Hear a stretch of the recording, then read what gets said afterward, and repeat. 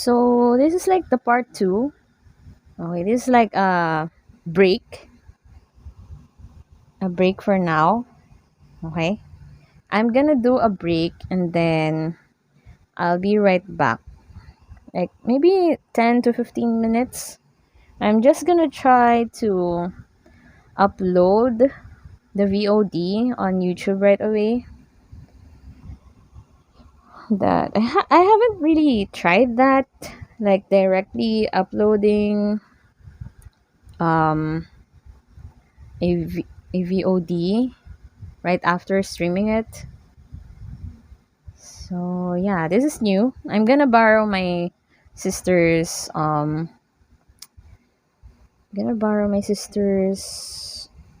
laptop. Okay, I'll be back in like 20 minutes.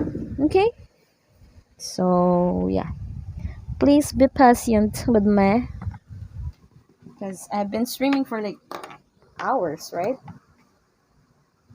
I'm just gonna leave a note before I go downstairs.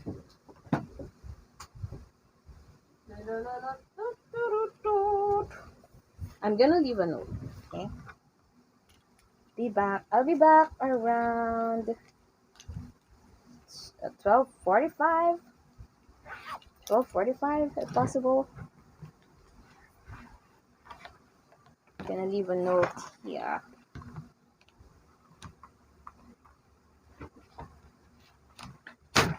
Oh no. Uh,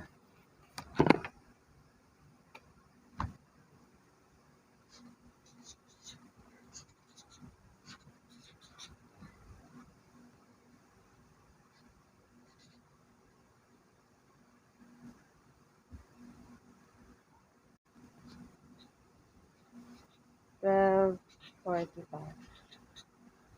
Mm.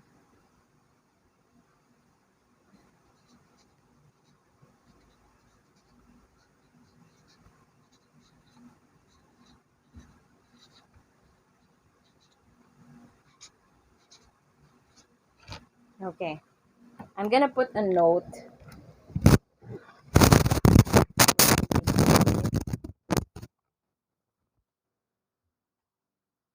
It's so big already. You're telling me you can't read it. Ah, boy.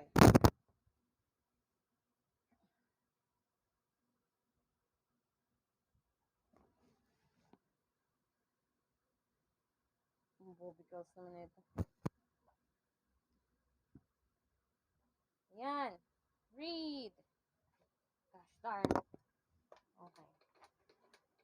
It's too much to read for the... Ayaw niya talaga. Di meows. Okay. Diyan lang kayo.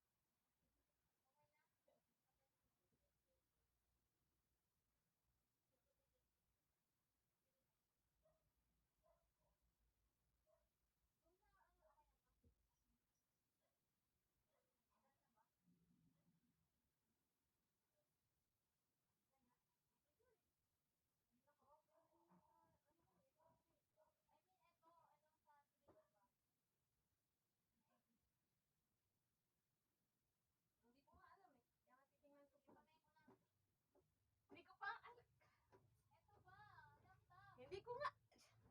Ano ba na? Ano ba nan? Hi. Hello, ang creepy na phone. Hi. Hi. I'm just checking my YouTube channel, okay? So you know you can upload. Yeah. Hindi ba po?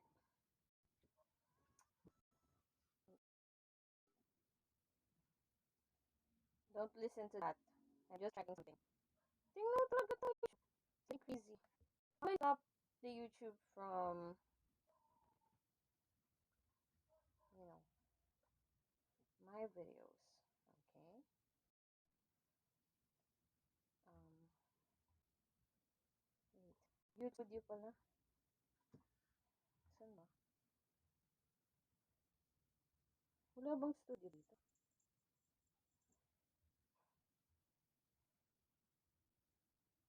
Wala bang studio dito? Wait. Liga. Bruno Mars yung pinakala. Sabi niya, you betrayed me. Someone liked it. So, where is, okay, that's playlist, my newbies, my downloads. Is it separate? Hindi naman. I don't know, man. Is it a separate one? Is it a separate app? I don't know.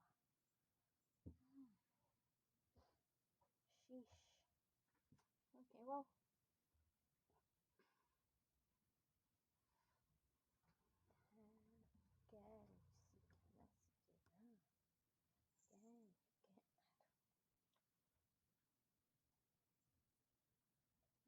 Oh, no views, but it's being uploaded somehow.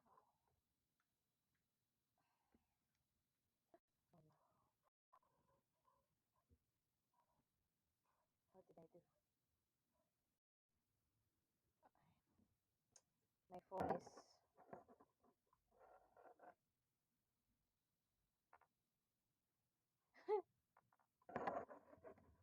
My phone is getting crazy, by the way. Whoa. Okay.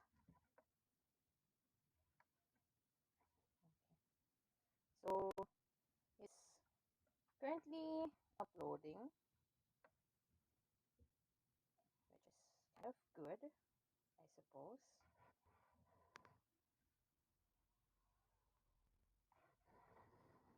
Okay, so I'm back anyway. Oh, wait, I'm gonna get water. This water already.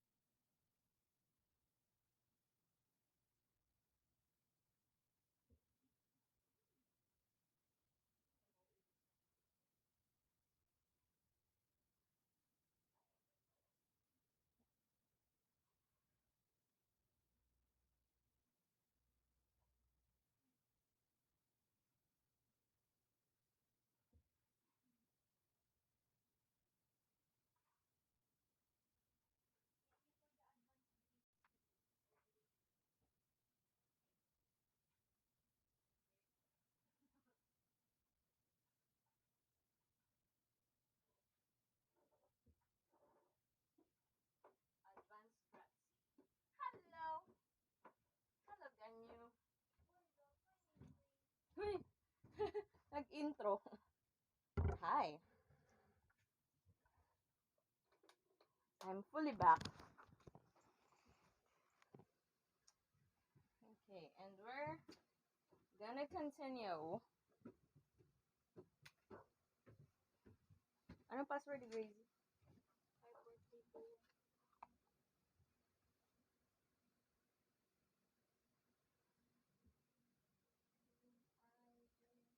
Asa na siya?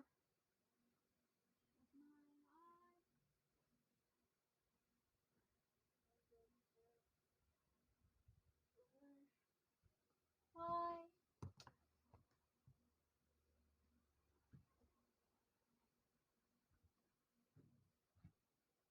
Okay.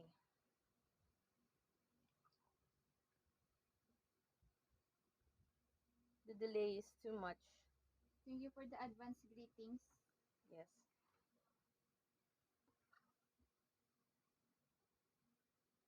Tayo. Okay. I'm definitely back. Definitely back now. So, where were we? Okay. This time, um, I'm gonna say that I won't be able to cater to your chats because I want this to be over with. I mean, I want this to be over soon, pretty soon, because I still need to do a lot more things tomorrow. Like there might be a stream tomorrow, like activity, or I'm still gonna fix my sister's dress. I mean skirt. Still need to help my sister in her like how like school paperwork. So yeah, unfortunately, mm, I'm gonna need to.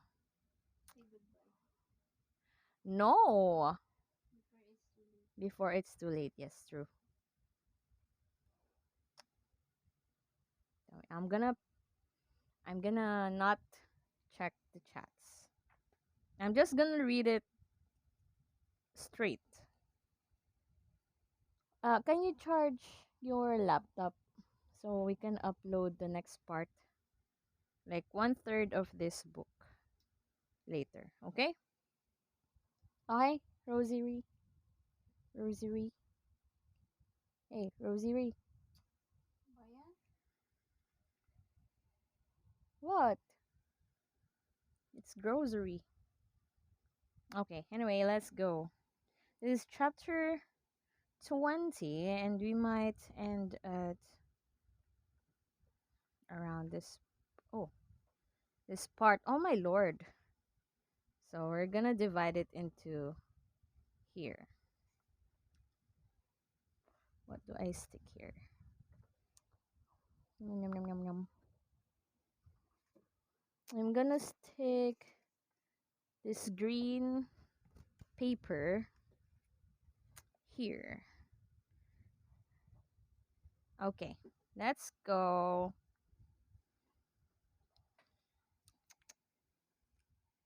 Let's go. Chapter 20. Huh? Bakit may, Itutuloy mo pa? wag kayo ba't may nag-react? Itutuloy mo pa? Oo nga. Kaya nga dadiretsuhin ko na eh. Guys, I would apologize, okay? If I won't be reading your chats. Okay? So, Kuminasai. Chapter 20. 1946. Come here, Francisco, Django yelled. They arrive. Frankie ran back toward the Frenchman. who was wearing a red ascot and a blue sports coat as he stood by a gate at the railway station called Grand Central in New York City. Frankie had been jumping between the streams of sunlight cascading through the upper windows of the terminal.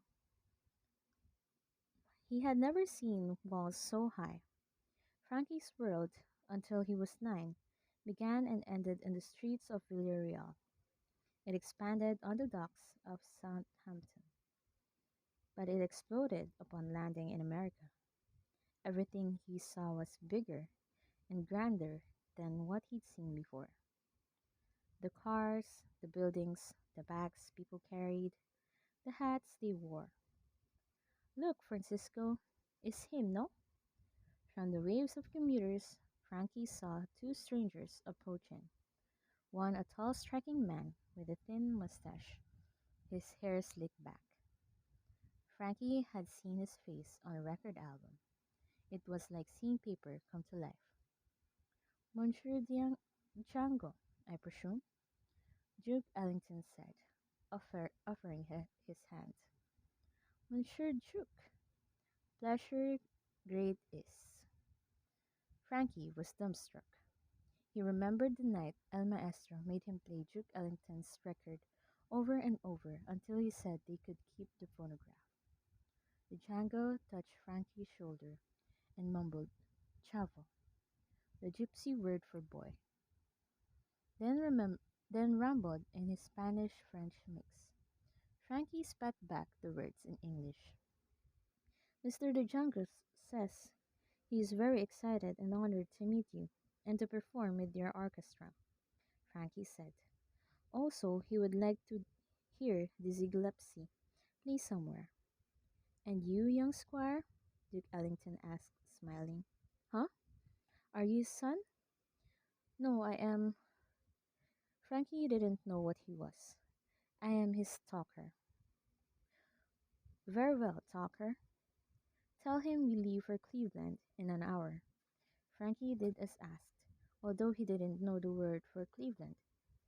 So he just said Cleveland. The man with Duke Ellington said, I can carry Mr. Rinehardt's guitar. That's mine, Frankie said.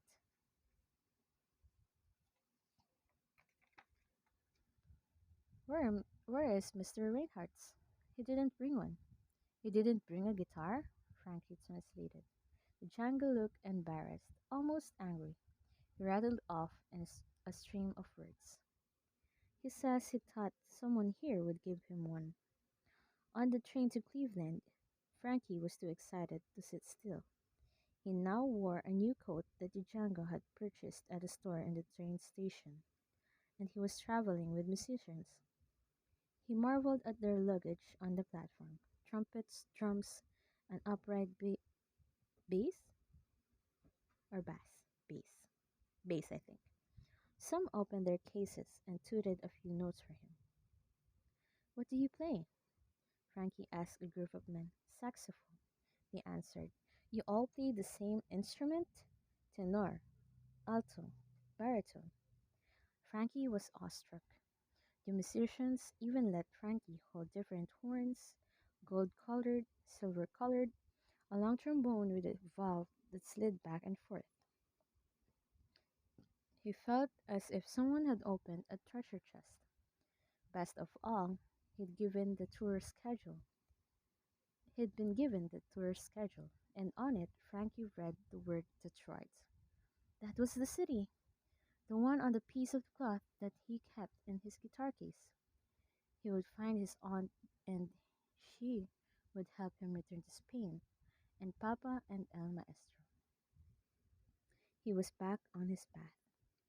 Frankie allowed himself a giddy feeling that he had not experienced since Villarreal, a tickle in his stomach that made him anxious for the next day. He was given a lower berth in the sleeping car, but as he stood beside a heavy-set trumpeter, Frankie blurted out, Can I have the top one?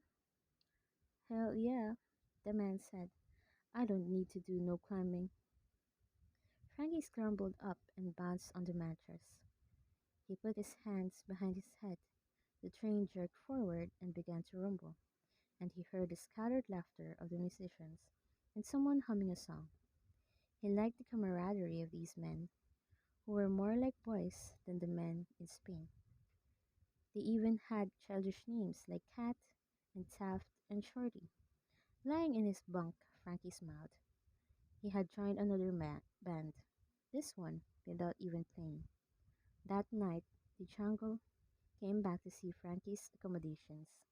The musicians were dressing for bed, and the jungle noticed they all wore boxy underpants with colorful flower patterns. ¿Qué están usando? He said, laughing. He wants to know what you're wearing, Frankie said. The man seemed surprised. Ain't he ever seen nice kiwis before? You are crazy, the jungle blurted out. He says you are crazy. We heard. We ain't the ones with a pint-sized translator. Go tell it to Duke. Frankie followed the jungle to the compartment he shared with Mr. Ellington. When they entered, the band leader was also undressing. The jungle was shocked to see his undergarments were even gaudier, with hearts and flowers in a colorful pattern. Is something wrong? Duke said. None, none, the jungle said. He leaned over to Frankie and said in whispered Spanish, Chavo, this is a strange country.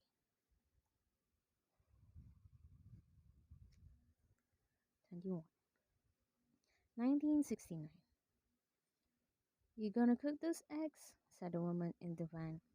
She wore blue eyeshadow, her lips were glossed, and three necklaces draped around her neck. Cook them? Frankie looked at the carton. Yes. Where?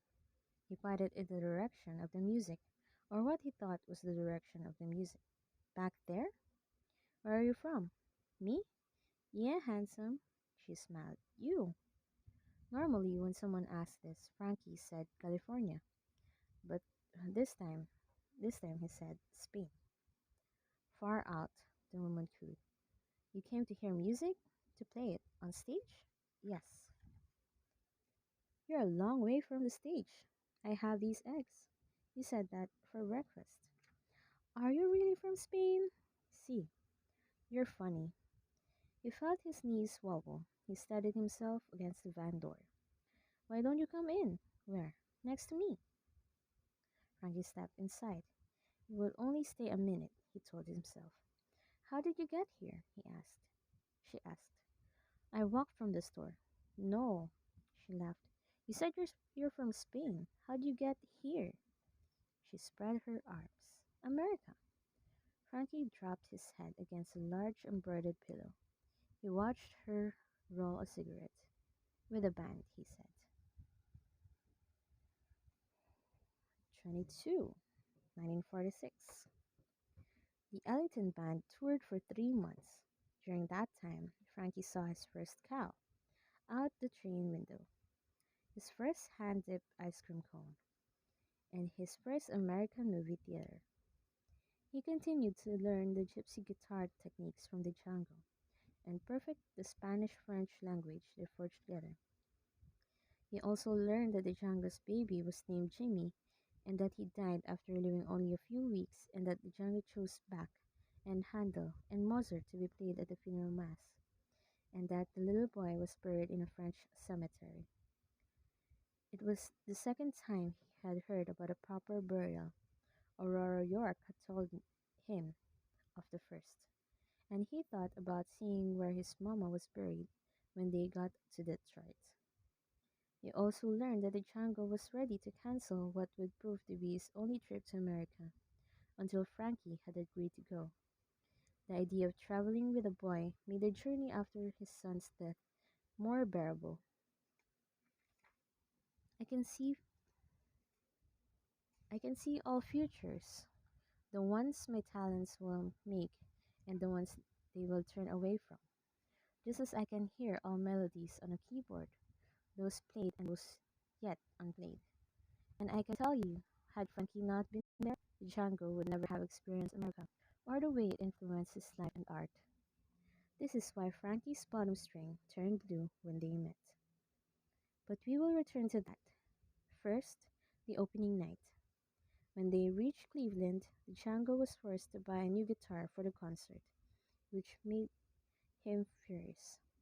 This is travesty, he told Frankie as he tuned the new instrument. Why do you not have a guitar for me? A Selmer, as I love? I'm a Django. They should give me a guitar of gold. You can play mine, Frankie said. Yes? He put down a new one and took the instrument from Frankie. After plucking a few notes, he stopped. It's perfect. Did you tune already? Yes, sir. The Django started to Frankie. I will play your guitar tonight and show them who I am. But I will give it back, and you must never let it go. Never sell it. Never lose it. Never give it to someone and hope it returns. Don't let go of your music, Chavo, or you will let go of yourself.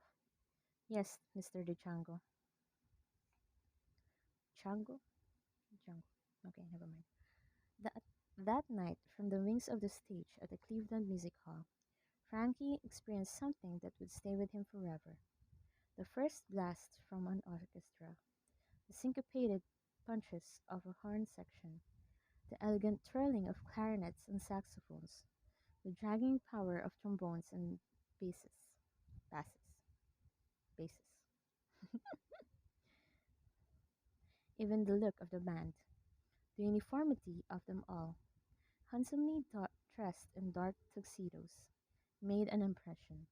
And the crowd, nearly 2,000 people. Their roaring ovation was a response Frankie never imagined. It jolted into him, spreading through his bloodstream. He did not understand the physics of applause, but he knew from that moment he wanted to hear it from himself one day. The Django did not come out until the end, and was accompanied only by Duke Ellington on the piano and a bass player, who tried to follow.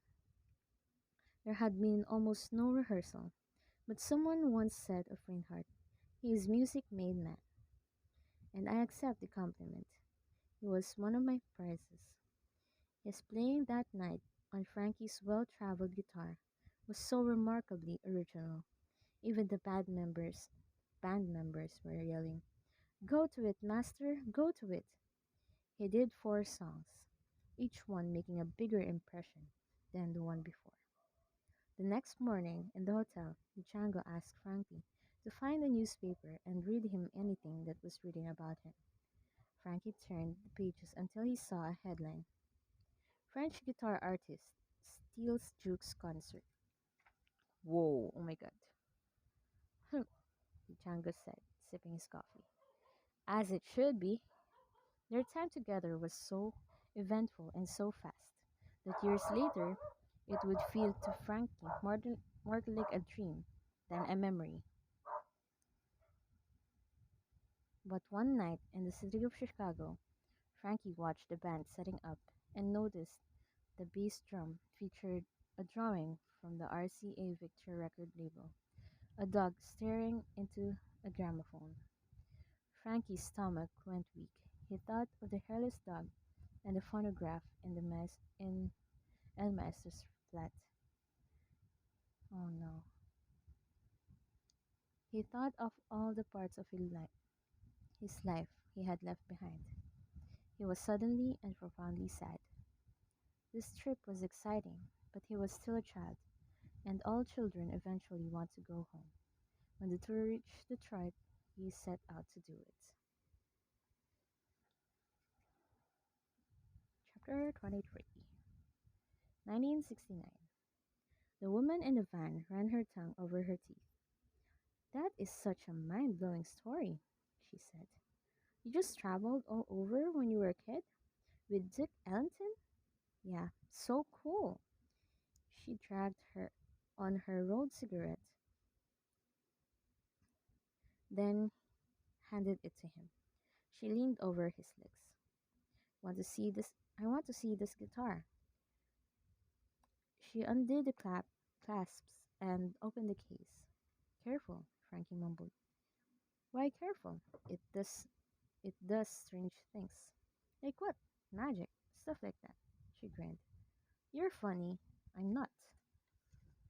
I think you are. Frankie looked at his hand. It seemed huge. The smoke left him blinking. The woman slid closer. Take one of these. What is it? A lemon. Don't you like lemons? She put a small green pill in his mouth, then swallowed one herself. She curled up against him. What's with the eggs? My wife. Therefore, my wife. I have a wife. We're having a baby. Where is she? I don't know. You don't know? At the stage, she smiled. Then she's not here, is she? She put her face close to his. What happened next? Next? The story. After you left the band, I don't remember. Try. Frankie closed his eyes. It was cold. 24. 1946. It was cold. Snow was falling. Frankie tugged on the wool jacket the Django had brought him and adjusted his ties on a concrete stoop. At this point, he had been in America for October, November, and part of December. He didn't know how people lived in such weather. Once again, for the thousandth time, he opened his guitar case and took out a piece of cloth with an address written in Baffa's handwriting. The address of his sister, 467 Claret Street, Detroit, Michigan. Frankie had already knocked many times. No one had answered. He'd been waiting on the steps most of the afternoon. Django had offered to come with him, but Frankie, quite bold in his independence by this point, told the guitarist his aunt would likely want to hear all about Baffa, so he would be there for a while, and she would probably want him to live with her until she could get him back to Spain.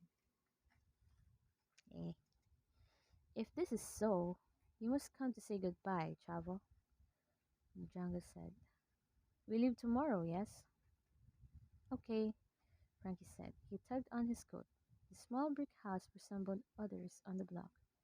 Each had short, straight driveway, like frets lining a guitar neck, with parked cars collecting snow. Big cars, long cars. It seemed to Frankie that everyone in America had a vehicle, unlike Villarreal, where people still used carts and horses. Frankie closed his eyes and pictured Baffa's house on Calvario Street, sitting in the garden, listening to the radio, the hairless dog by his side.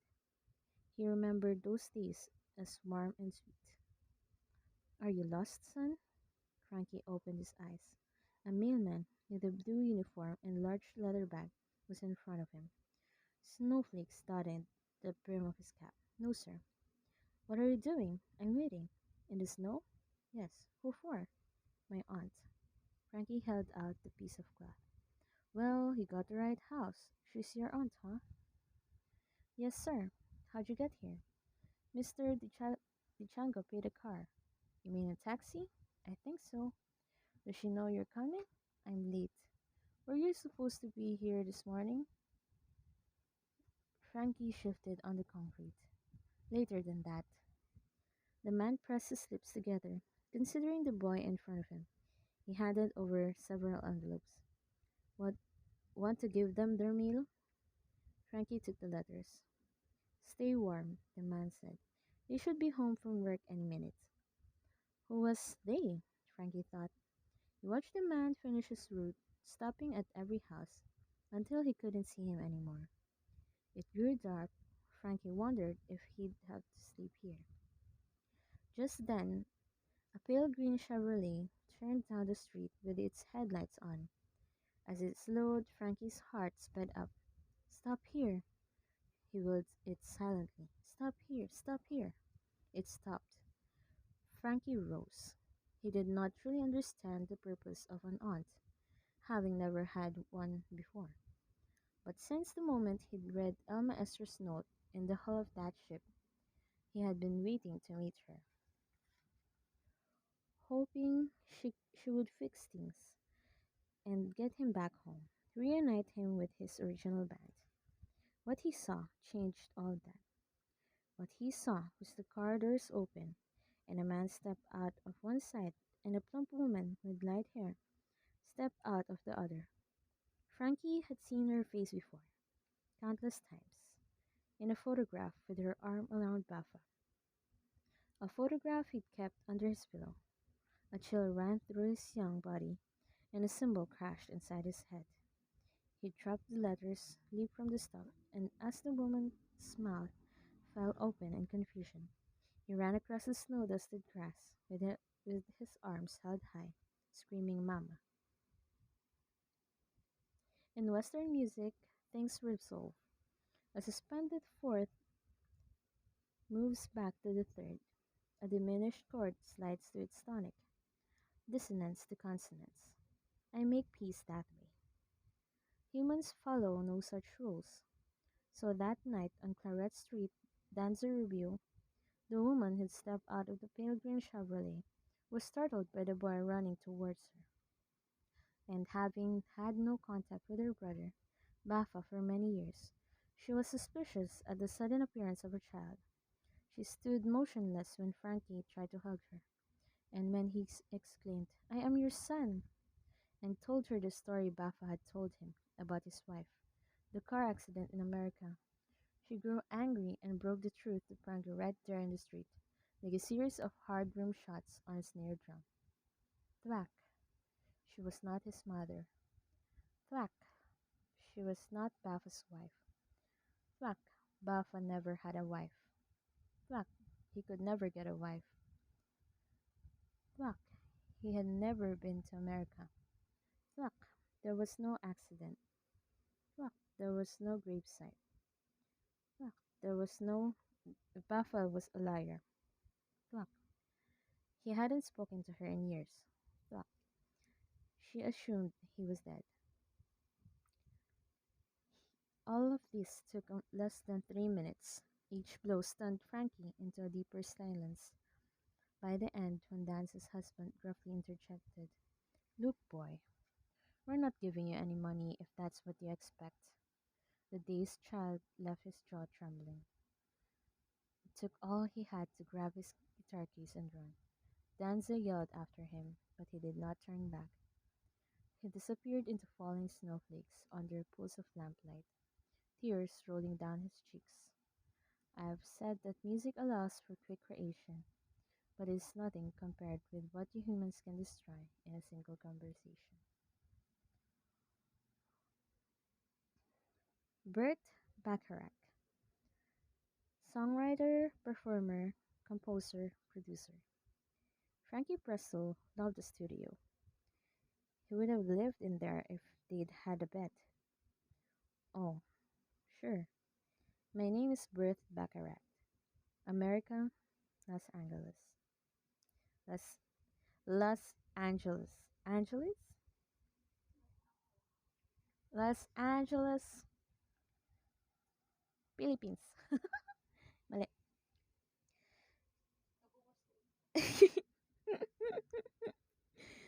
Hmm. Los Angeles. California. Di ko alam. San Francisco. But I met Frankie in New York.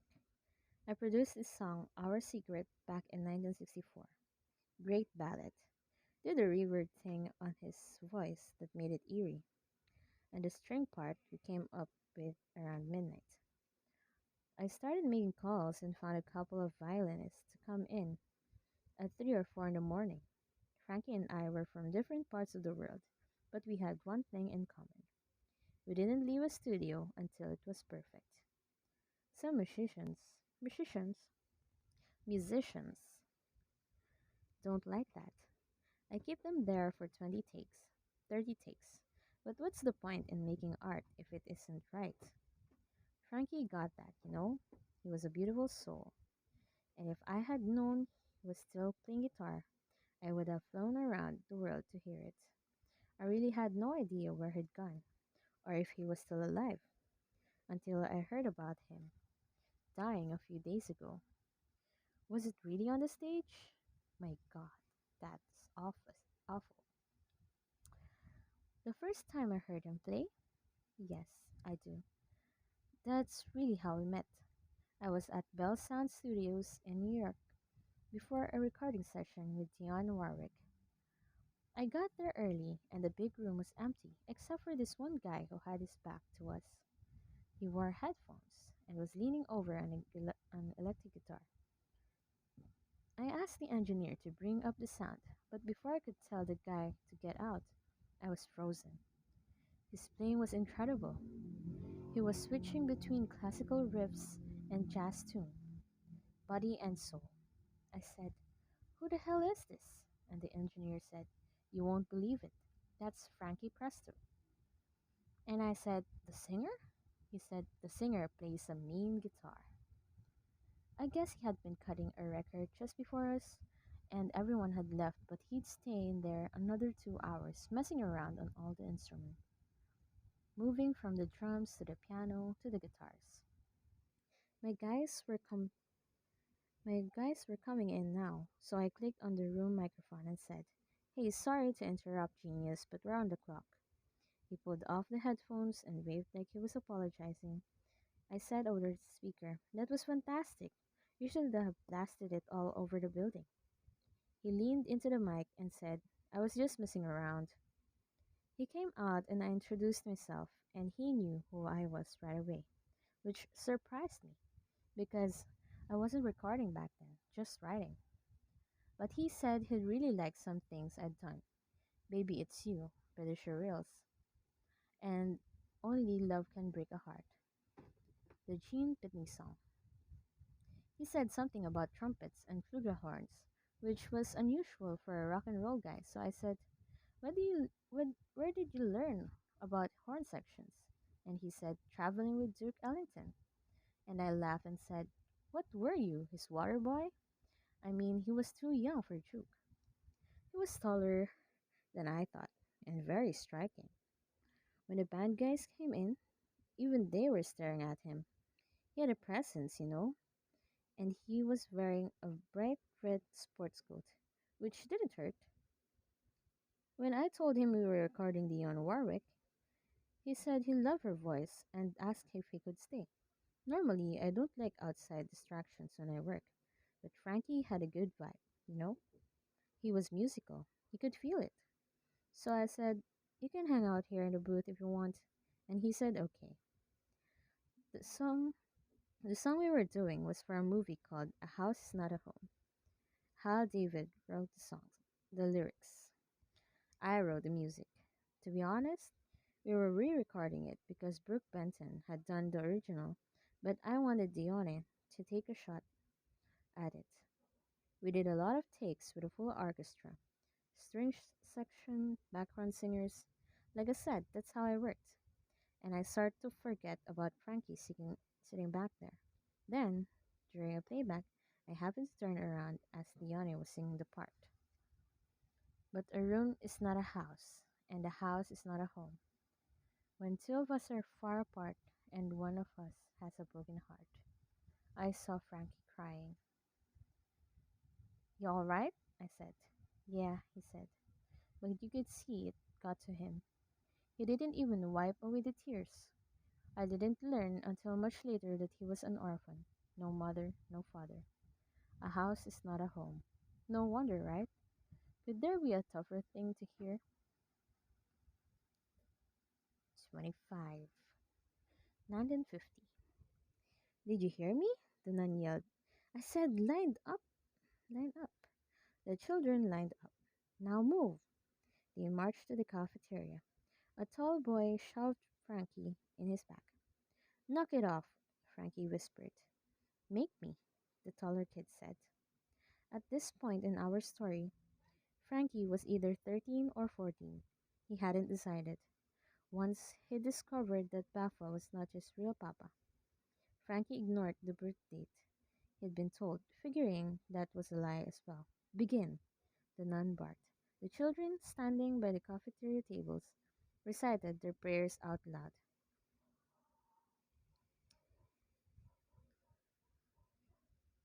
Then they sat down, and the nuns poured orange juice into their glasses, followed by spoonfuls of cod liver oil. It tastes horrible, one boy complained.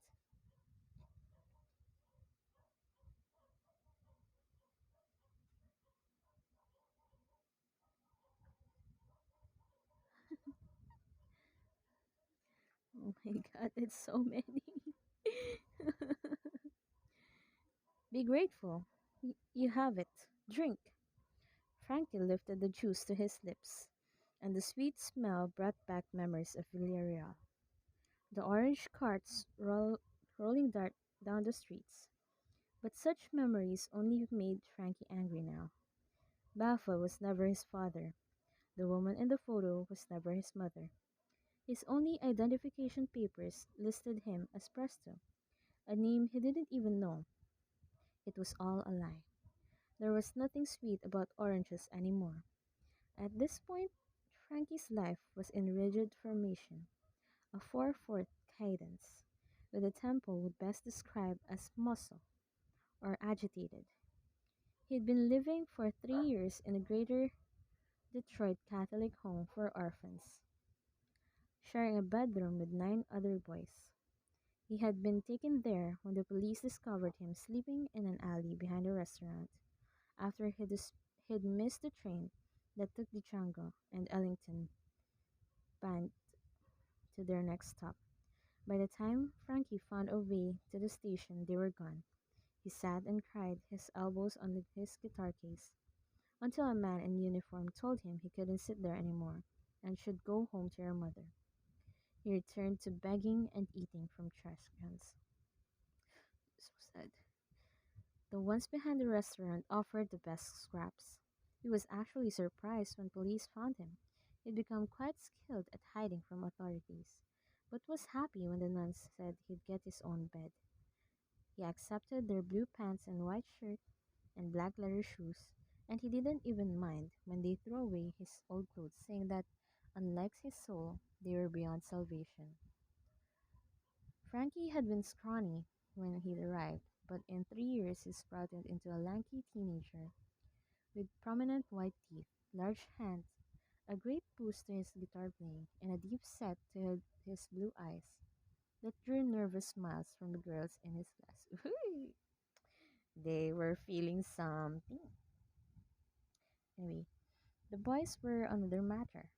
Children in orphanages take note of the slightest preference, and other boys hated that Frankie played the guitar so well that the nuns let him accompany them in Christmas and Easter ceremonies, or that he got private time in the library each night to work on his music.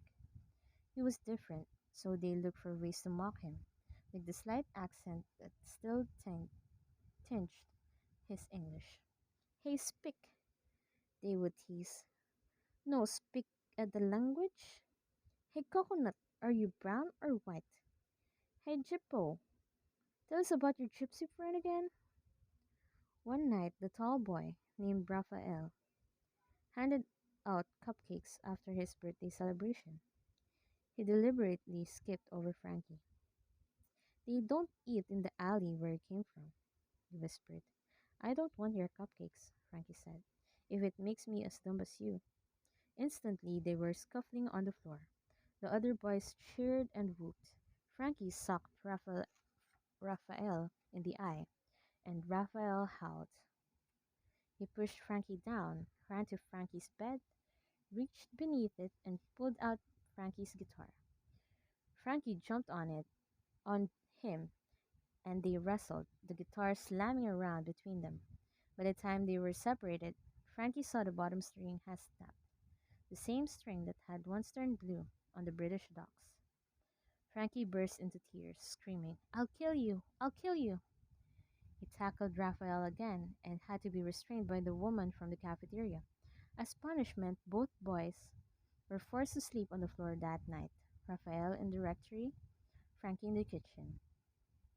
Frankie stared at the ceiling and felt emptiness that he'd never felt before, but not because of the fight.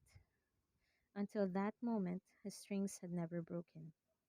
This was quite unusual, seeing that guitar strings often break after a few months of use.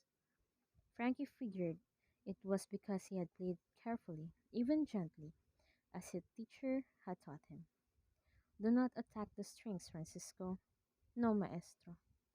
Coax them. Yes, maestro. Make them hunger for your next note. Same as in life. In life, maestro? When you want someone to listen to you, you will attack. Will you attack them? No, maestro. No, you will not. You will make them hear the beauty of what you are offering, and they will want it for themselves.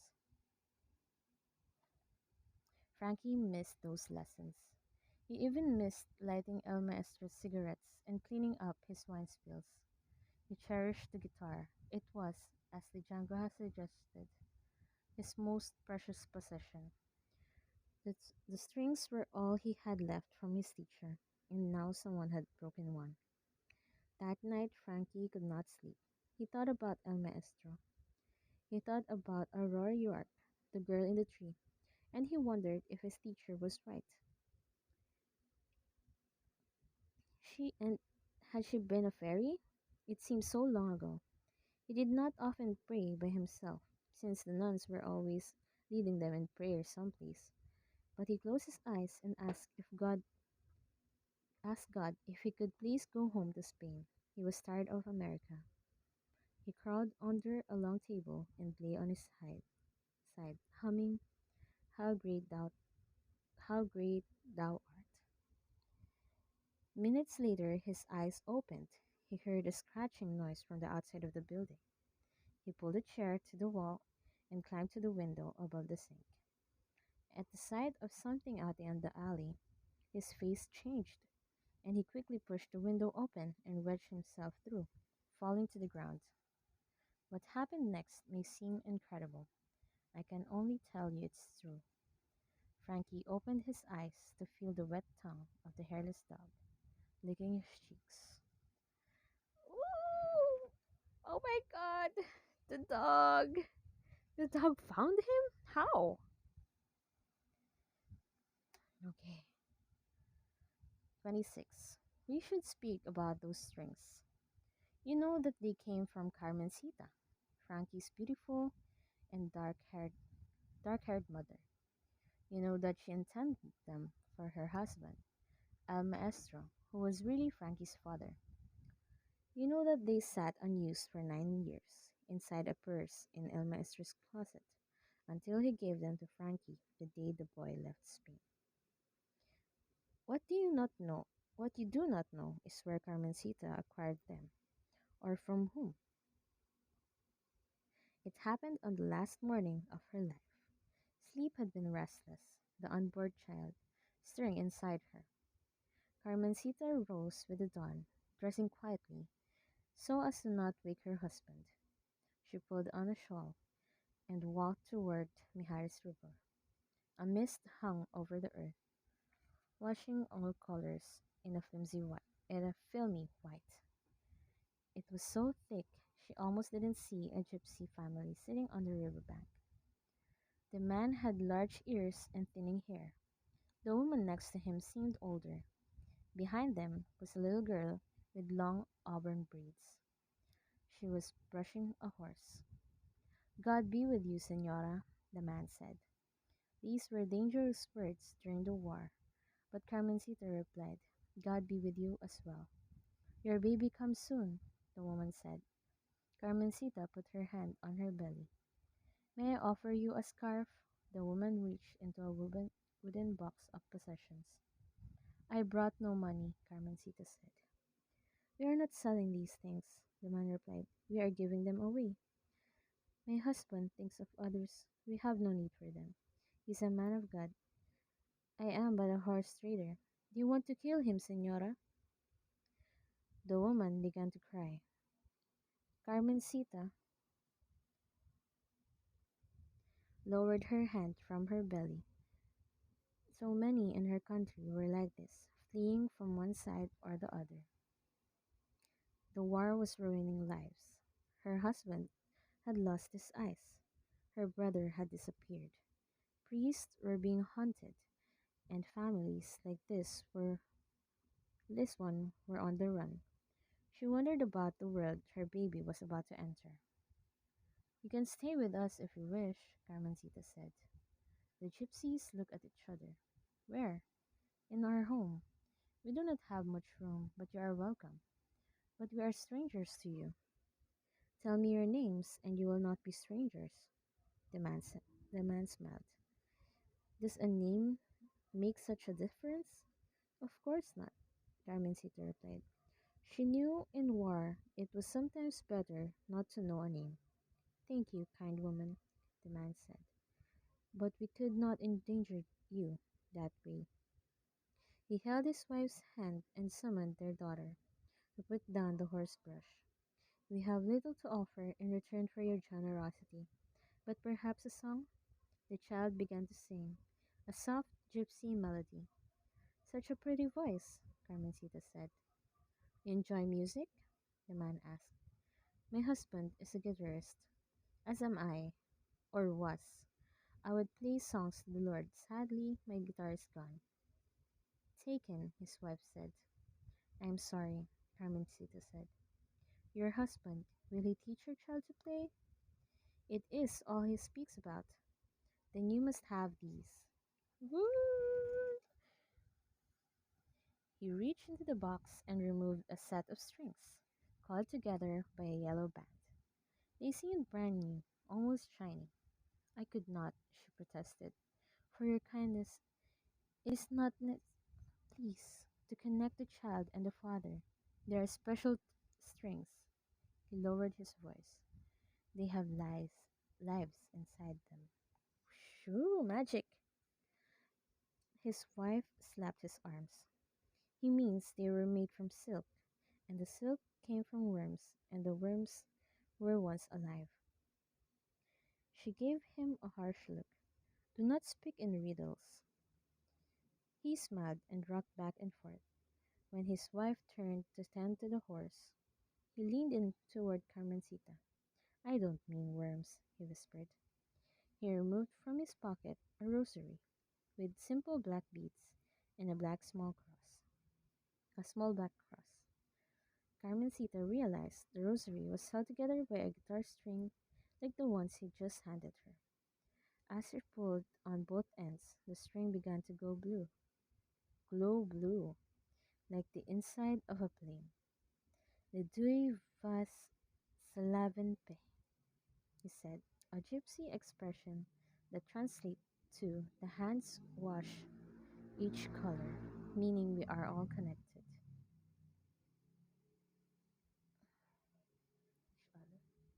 When his wife approached, the man stuffed the rosary back in his pocket. He gazed at the white sky. Best to be on your way, Senora. Are you certain you won't come? God will protect us, as I pray He protects you. I will light a candle for you, for your family at the Basilica. San Pascual? Do you know it? The man's eyes grew far away. We were there once, with our other daughter. Be mindful. These are dangerous times for prayer. Carmencita looked at the strings. May I ask your name? She said, even if it does not matter. He is known as El Pele, the wife said. Carmencita walked into the mist. A minute later, she turned, but they were gone.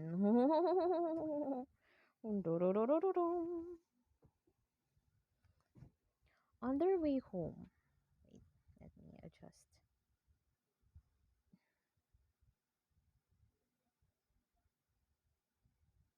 I pushed it too much. Okay. Tudums. Okay. On their way home, Carmencita put the strings inside a small purse, planning to give them to El Maestro upon the birth of their child. That night, during the storm, she had the purse with her in the cathedral, where she went to light a candle, not only for the baby, but for the gypsy family she had met that morning. She said her prayers, fell over in pain, dropped the purse, and never saw it again. Never saw the rack of candles overturned by the raiders. Never saw the fire from her lighted candles join the larger fire, consuming everything in its path.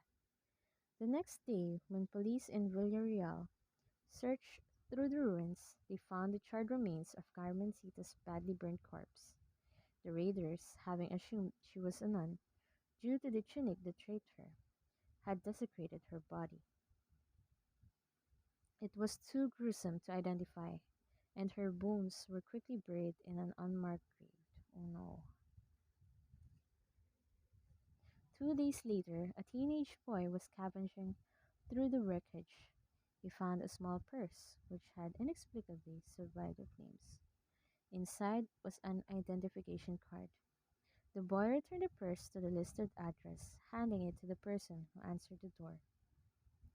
A tall blind man named Carlos Andres Presto, better known as El Maestro. He grabbed the purse and stumbled to a chair. He realized what this meant, why his wife had not returned in 3 days. He spilled the contents on the wooden table. He felt a cold object. "What is this?" he asked the boy. "It looks like strings." "For the guitar?" "Yes." El Maestro bit his lip. "Leave me alone now." The boy left quickly. Oh no. Holding the undelivered gift, his wife's final kindness, El Maestro broke down. He wept until nightfall, never leaving the chair. Then he put everything back inside the purse and hid it in a closet. Those strings, with the lives inside them, remained unused for years, just as the story of a stranger's kindness remained untold. Weeks later, the man known as El Pele rushed to help the priest who was being beaten by Republic soldiers. He was arrested and ordered to surrender his rosary. When he refused, a firing squad shot him. The killers saw his body crumple, but they did not see something else: the rosary, at the moment of his death, turning a burning shade of blue. Decades later, El Pele would be canonized by the Catholic Church as its first gypsy saint. People still speak about his courage, his humility, and of course, that rosary. No one mentions the strings he gave away. They would tell a story of their own. Whoa! Whoa! Wow, amazing. 27, Chapter 27, 1969. The woman in the van was kissing her way up Frankie's neck. He felt so heavy he couldn't move. He gazed down the side of her body. The orange cotton top, the denim shorts, the tan legs, the painted toenails, red, black, purple. "No blue?" he mumbled. "Hmm? You don't have blue?" "Blue toenails? You're funny. I am blue." Frankie half sang. "I know who you are. Hmm?" She kissed him some more. "You're the singer. My wife is waiting." Frankie Presto. Breakfast. "Are you really gonna play on stage? I have to cook these eggs." "You didn't finish the story after you ran away." "I played my guitar." "You were just a kid." "I was good." "How good?" "I saved her life." "Who?" "Aurora." "Who's Aurora?" Frankie's eyes went glassy. "Keep singing to me," the woman said. But Frankie's jumbled thoughts were on the blue strings and Aurora York, and where he left her, pregnant, sleeping on a blanket. He knew he had to get back. He didn't want to disappoint her, to be irresponsible, as he'd been so many nights before. "I have to go," he suddenly said. He pushed up so quickly that the man slid off him, thudding to the floor. He grabbed his things and stumbled out to the sliding doors, which growled like lions as he pulled them apart. "Hey, what the hell?" she yelled after him.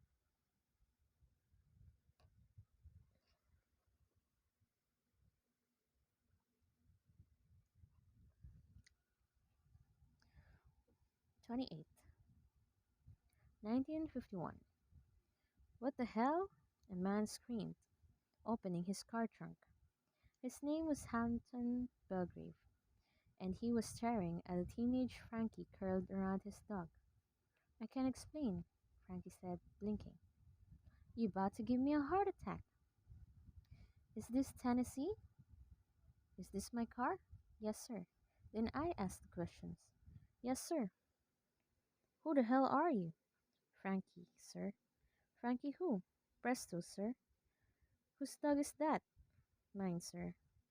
Why are you in my trunk? Marcus Belgrave, sir. My cousin Marcus? Yes, sir. The musician Marcus? Yes, sir. He put you in this trunk? No, sir. Then why are you in it? To get to Tennessee, sir. Why don't you take a train? Can't afford it. Take a bus then. Can't afford that either. So you hide in my trunk? Yes, sir. With a damn dog. Sorry, sir. How long have you been in there? Since Detroit, sir. I left Detroit yesterday. Yes, sir. You ain't it since then? No, sir. Ain't drink since then? No, sir. Ain't pee since then? No, sir. You think I give a damn? No, sir. Damn right I don't. You stowaway. No, sir. Want to go to Tennessee? Yes, sir. You best not pee in my trunk, boy. No, sir. That dog best not pee either. No, sir. How you know where I'm going? Are we there, sir? I ain't said where we are, but I got me a gun in my glove compartment. Marcus told me, sir. How did Marcus know? You're his cousin. Your name is Hampton. You told him you were driving back to Tennessee. Why would Marcus tell you that I work for him? White boy work for Marcus? Come on now. What do you do? I play music. Tell the truth. In his band. You play with Marcus? Yes, sir. You're just a kid. I'm about 15, sir. About? Don't know for sure, sir. What you play? Guitar. It's right here, sir. Wait a minute. You see? Take that hat off. Why? You're that boy. The one plays so fast. Yes, sir. I was there. I saw that. You don't hypnotize the man with a knife. Yes, sir. You the devil. No, sir. In my trunk. Please, the devil in my trunk. No, with this devil dog. I just play. No, or the man play like that. She was in trouble, sir. What do you want with me, devil? I'm not the devil. Swear it.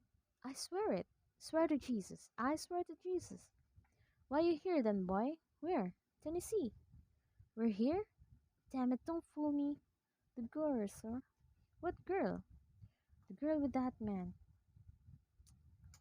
The one almost have her throat slit? Yes, sir. What about her? She lives here. Says who? The man. With the knife? Yes, sir. So what? I know her. That girl? Yes, sir. You know that girl? Her name's Aurora. Aurora? I think. You think? It's been a while. How long? We were kids. Oh, Lord. In another country. Get out. Really, sir? You ain't no devil. No, sir. Just a fool. No, sir. The worst kind. No, sir. A fool in love. No, sir. I get them. Get in them woods and pee. The damn dog, too. Then go sit up front. We'll drive into town. Find you something to eat. Thank you, sir. Thank you so much. What you thanking me for, boy? Just rode 2 days in the trunk of a car. For a girl, he snickered. You'd better be off if you use the devil. Pero mo ka lang ganun. Ano yan? Ano yun? Ano yan? Ang ganun. Ano yun? Hindi ko rin tawag. Pangpirat mo nga. Ha? Oo. Kailangan. Andyan sa bag na black. Saan? Orange? Hmm, Green? hindi, dun sa may rainbow.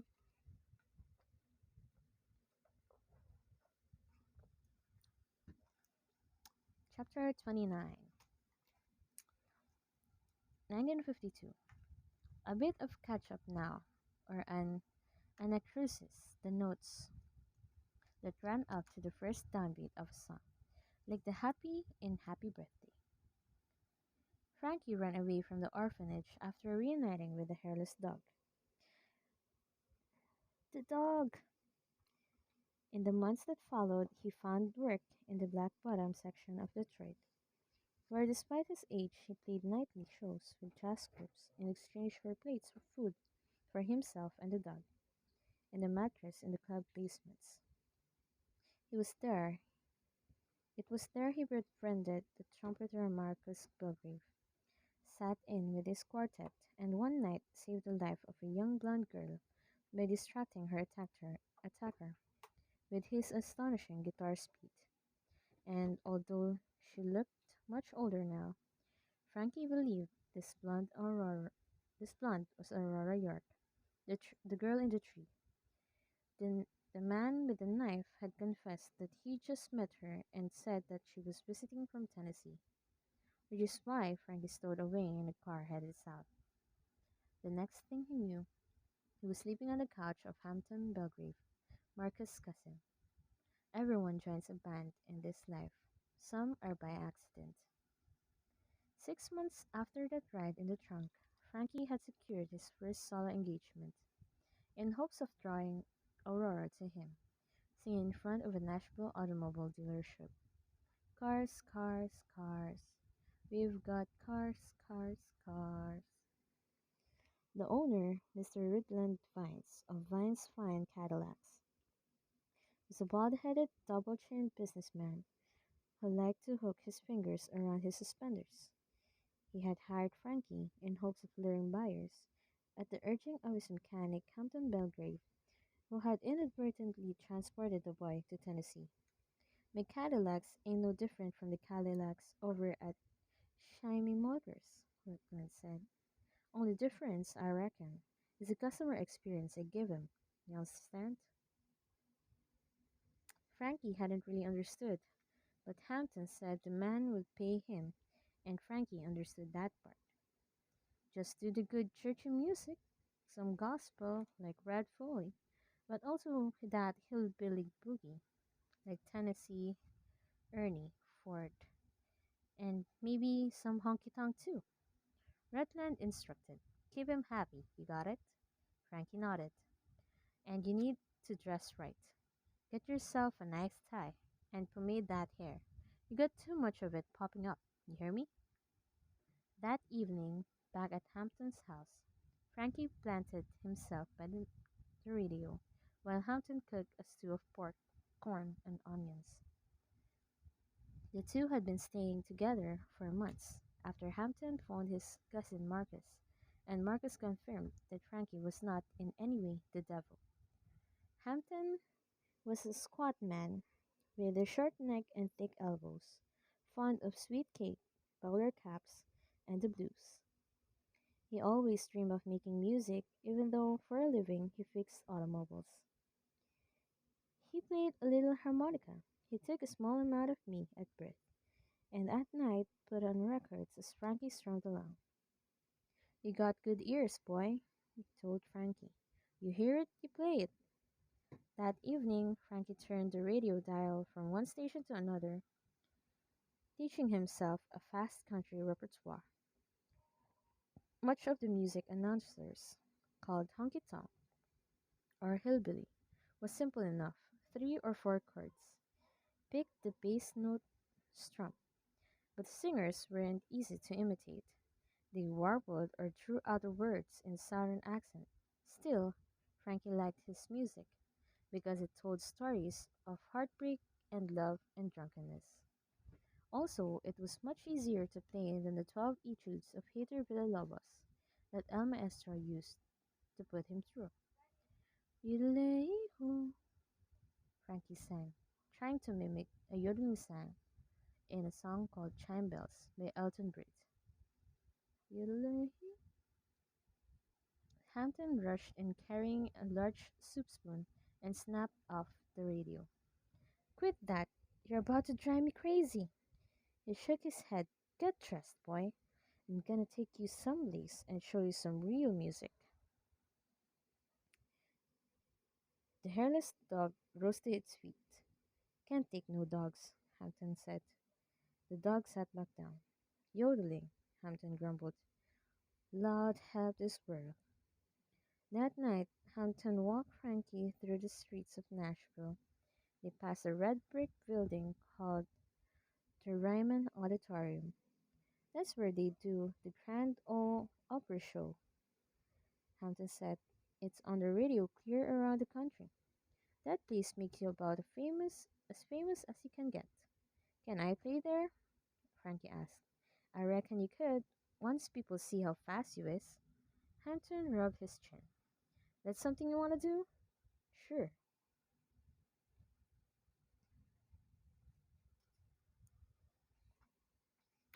All right then, maybe you will.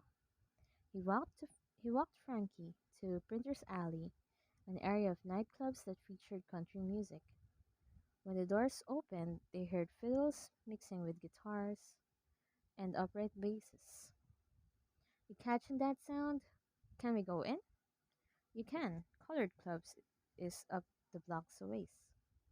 Frankie didn't understand the colored rule Hampton often spoke about, but he knew it was unfair.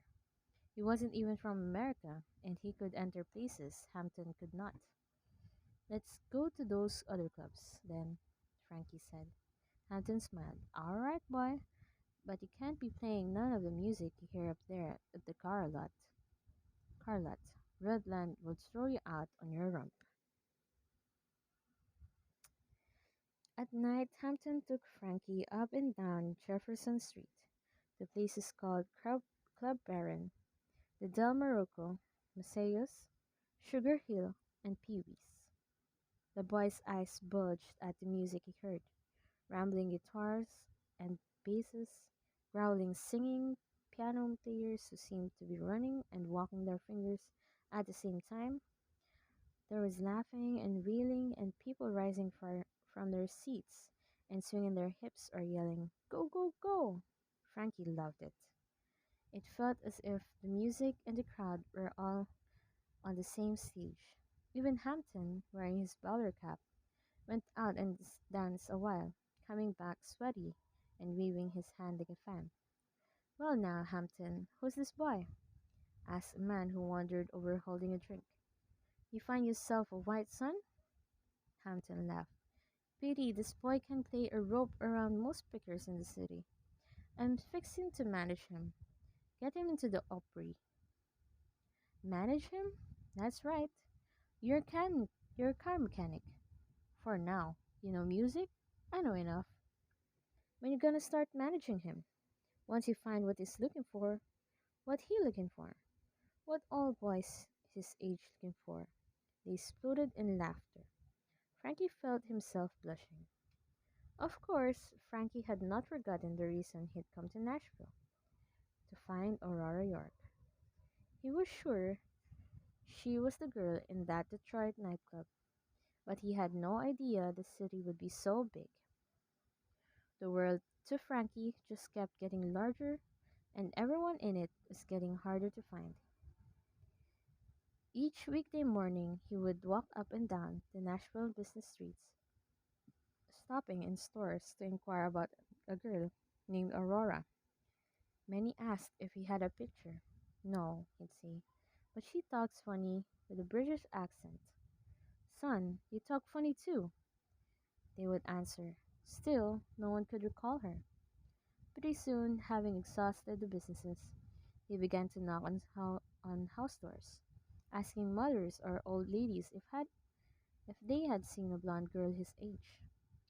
He took the job at a Cadillac dealership and told everyone he was from Spain, hoping someone might get word to Aurora.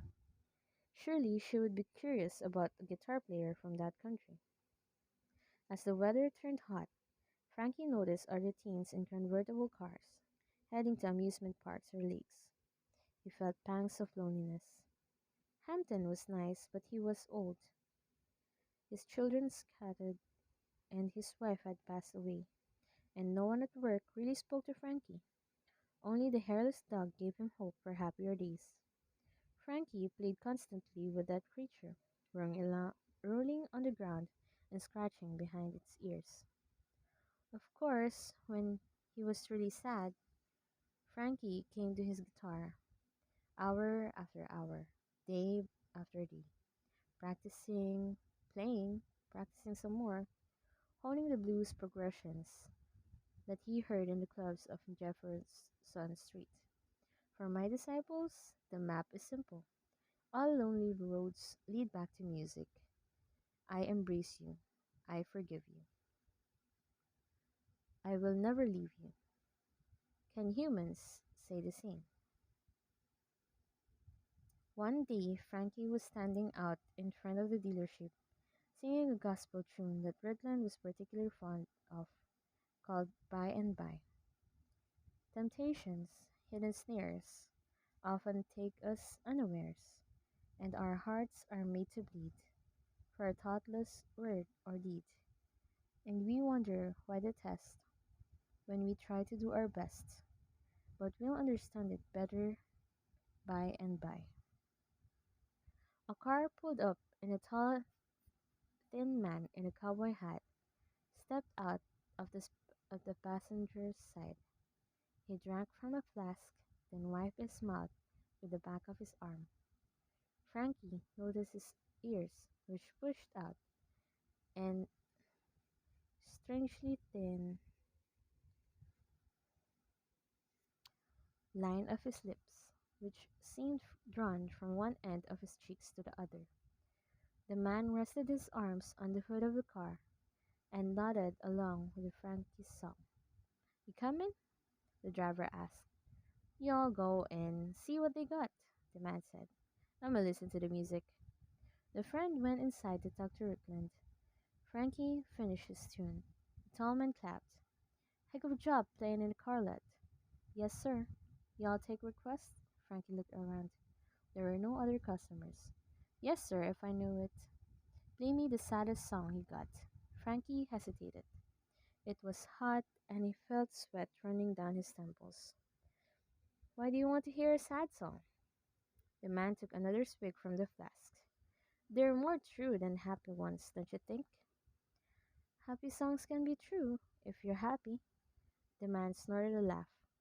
"Where you from, son?" "Spain," he answered, thinking about Aurora. He checked to see if Rutland was looking. "This is a sad song where I, where I come from." And he played Lagrima, the composition by his namesake, Francisco Terrega, the one his mother hummed, the one he heard Segovia play, the one that Terrega himself wrote because he was feeling homesick, the one that means teardrop. The tall stranger listened intently, staring at the asphalt, as if there were a hole that he was gazing through. When Frankie finished, the man scratched above his eye. "Well, son, that was fine, just fine." He looked up. "You do know you're too good to be working here, right?" "Please don't tell Mr. Rutland I played that," Frankie implored. The tall man smiled wryly. "Your secret is safe." He approached Frankie. "Can I have a spin on that guitar?" Frankie glanced inside the store. "It's all right, son," the man said. Your boss won't mind." Frankie handed it over. "Sturdy instrument," the man said, examining it. "Yes, sir. Good wood. Strong neck. Label's covered up though. How come?" "I don't know. That's the way I got it." Man shrugged. "Okay then. This is the saddest tune I know." He sang a called "I'm So Lonesome I Could Cry." It spoke about a train whistle, and long nights, and birds crying, and the moon going behind a cloud. Oh, it's quite sad too. Each verse ended with the singer saying how lonesome he was, until by the end Frankie felt ready to cry himself. "What'd you think?" the man asked after the final chord. "Did you write that?" "Surely did. It's sad." "Told ya." "Who did you write it for?" "My wife. But she ain't my wife no more." He coughed. "Got a girl?" "I'm waiting for her." "Here?" "Yes. You might be waiting a while. You're really a good singer. You're a really good singer." The man cackled. "Son, you don't know who I am, do you?" "No, sir. Who are you?" The man looked into the store, waved at his companion, then looked back at Frankie and grinned. "Look," he said, offering his hand. Look, the Drifter is my recording name. You make records? Sometimes. Frankie shook his hand. I'm Frankie Presto. Wanna help me pick out a car, Frankie Presto? Suddenly, Rutland came rushing out of the store, his smile bigger than Frankie had ever seen it. He looked like a child, Frankie thought, his short, fat legs keeping toward them. Holy! He exclaimed, grabbing for the man's hand. I can't believe this! Mr. Williams! It's an honor. I'm a follower, a devoted follower of your music. You are the greatest recording artist of our time. Yes, sir. Oh my! Oh my! Hank Williams! The tall man turned to Frankie and winked. I'm thrilled, honored. I said it already.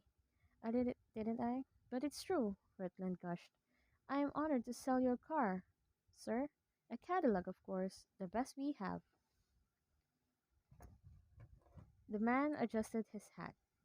What you got in blue? Soon they were walking down rows of vehicles.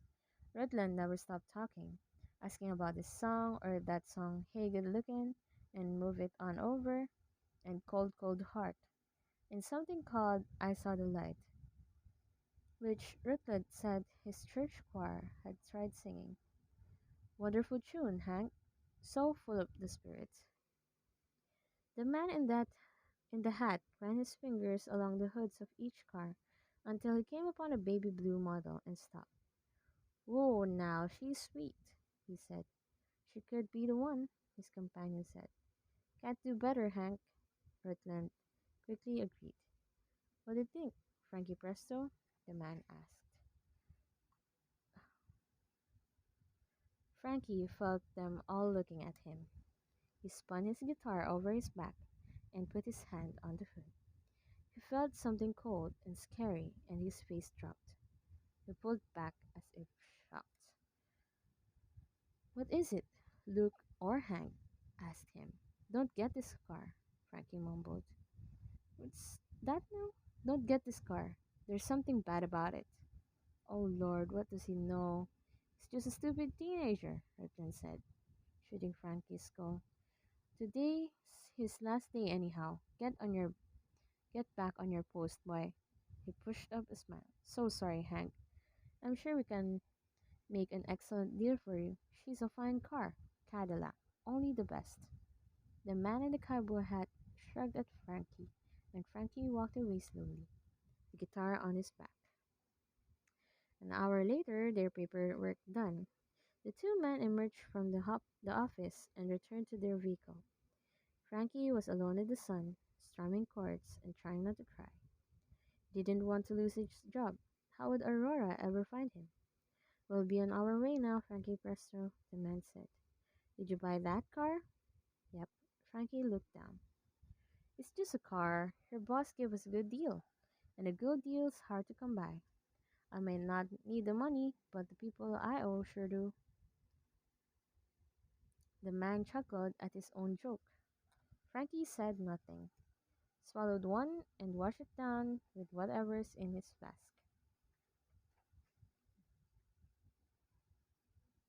Ay, di ba? Frankie said nothing. The man reached in his pocket for a small vial of pills. He swallowed one and washed it down with whatever was in his flask. Then he slid into the passenger's seat, closed the door, and hung his arm out the window. Mister? Frankie said. Yeah? Who are you, really? The man scratched his nose. You want to keep making music for a living, son? You're gonna have to be a lot of people. Some you're gonna like being more than others. He jerked his head back toward the store. Don't leave before getting an envelope your boss got for you. The car drove away, a small puff of smoke coming from its exhaust. It was suddenly very quiet. The sun baked down without a cloud to soften its heat. Frankie played a little longer. When it turned 6 o'clock, he entered the office, where Rutland, clearly upset with him, handed him an envelope and told him he didn't need to come back. I shouldn't even be giving you this, he said. You all almost cost me that sale. You'd best learn some respect. I expect to work any place again. I'm getting sleepy.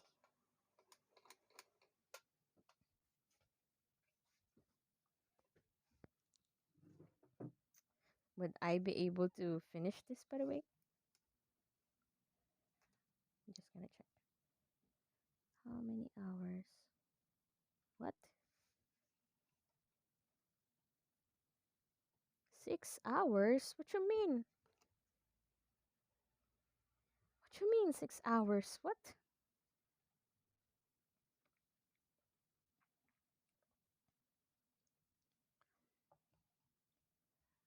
Weird. On the walk back to Hampton's house, Frankie stopped and sat beside the road. He felt sick.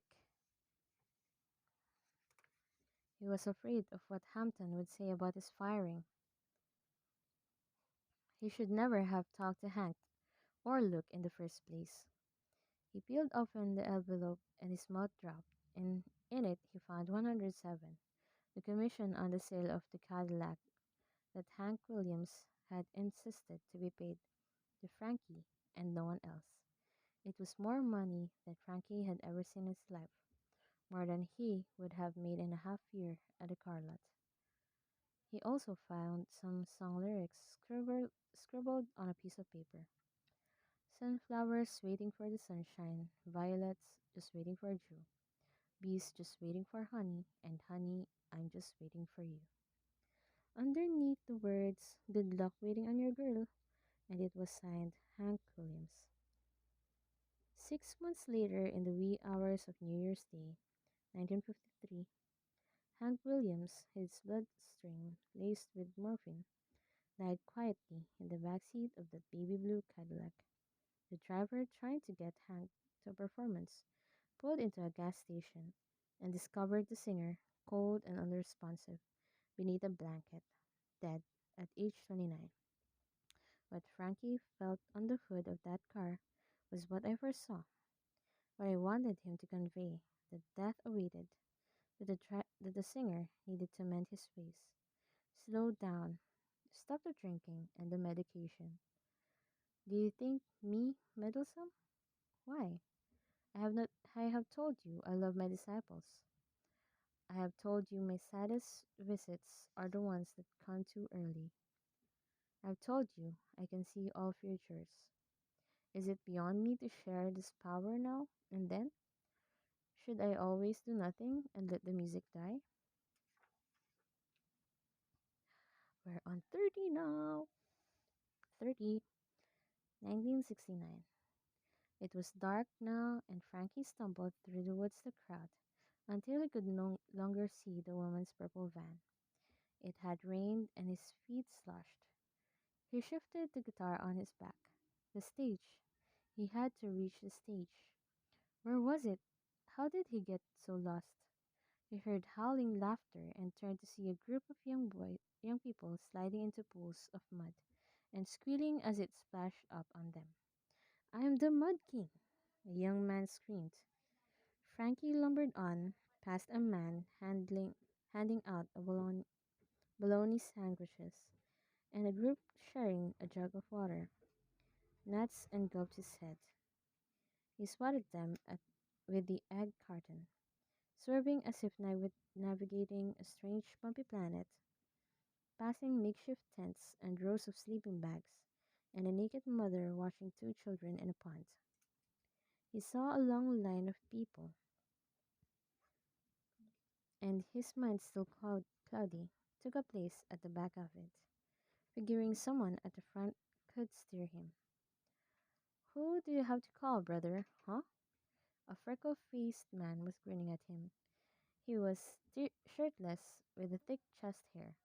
The belt around his jeans pushed his flabby waist over the sides. It's a phone line, man. Who do you have to call? A phone line? Yeah. They're letting us use the payphones for free. I gotta call my old lady. I was supposed to be back yesterday. Frankie felt the sweat on his face. He moved his jaw around. Whatever The woman's green pill was. It was having its effect. His bones seemed to be disconnected from one another. Are you trying to get home too, brother? The stage. You're playing? Uh huh. Far out! Far out! The man squinted. Frankie squinted back. Hey, brother? Yeah. He pointed over Frankie's shoulder. The stage is that way. 31. 1953. The stage is right behind this door, Hampton whispered. Frankie nodded. You get in there, you just make your music. They can't say no to you fast as you play that guitar. It was a hot day and a brisk 2/4 key signature, and the tempo was vivace, lively, but sostenuto, prolonged. Hampton and Frankie were standing outside the Grand Ole Opry, waiting to audition. Frankie, now 17 years old, had learned a great deal of country music since arriving in Nashville. He had also grown in 2 inches and looked less a boy than a young man now. Hampton told him, I reckon you're ready for the biggest stage of all. He dressed Frankie for the audition in a gray cowboy hat and white sports coat with lace trimming. It cost Hampton a week's pay. I should note that the mechanic had asked to be Frankie's manager, and while Frankie didn't really understand the position, he quickly said yes. He liked Hampton, and seeing that he was feeding Frankie and letting him listen to his radio, Frankie couldn't really refuse. Just play the way you played up in Detroit. No way they say no.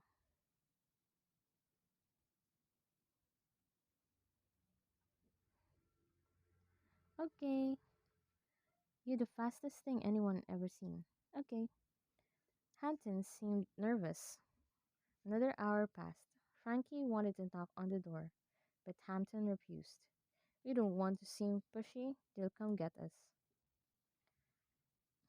Eventually, with the sun beginning to set, a man in a suit came out the front door. Frankie ran up and said, Excuse me, and asked if someone would be greeting them soon. Auditions wait at the south door, the man said.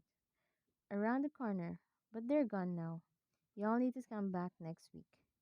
Frankie glanced at Hampton, whose mouth fell open. Frankie turned back to the man in the suit. Sir, can I get something that says we were here for the next time, so we can be first in the line maybe? The man looked him up and down, and grinned. He reached into his pocket and pulled out a visit card. That's all I got, young fella. The man walked away. Hampton cursed and shook his head. The wrong door? It's okay, Hampton, Frankie said. You can try next week.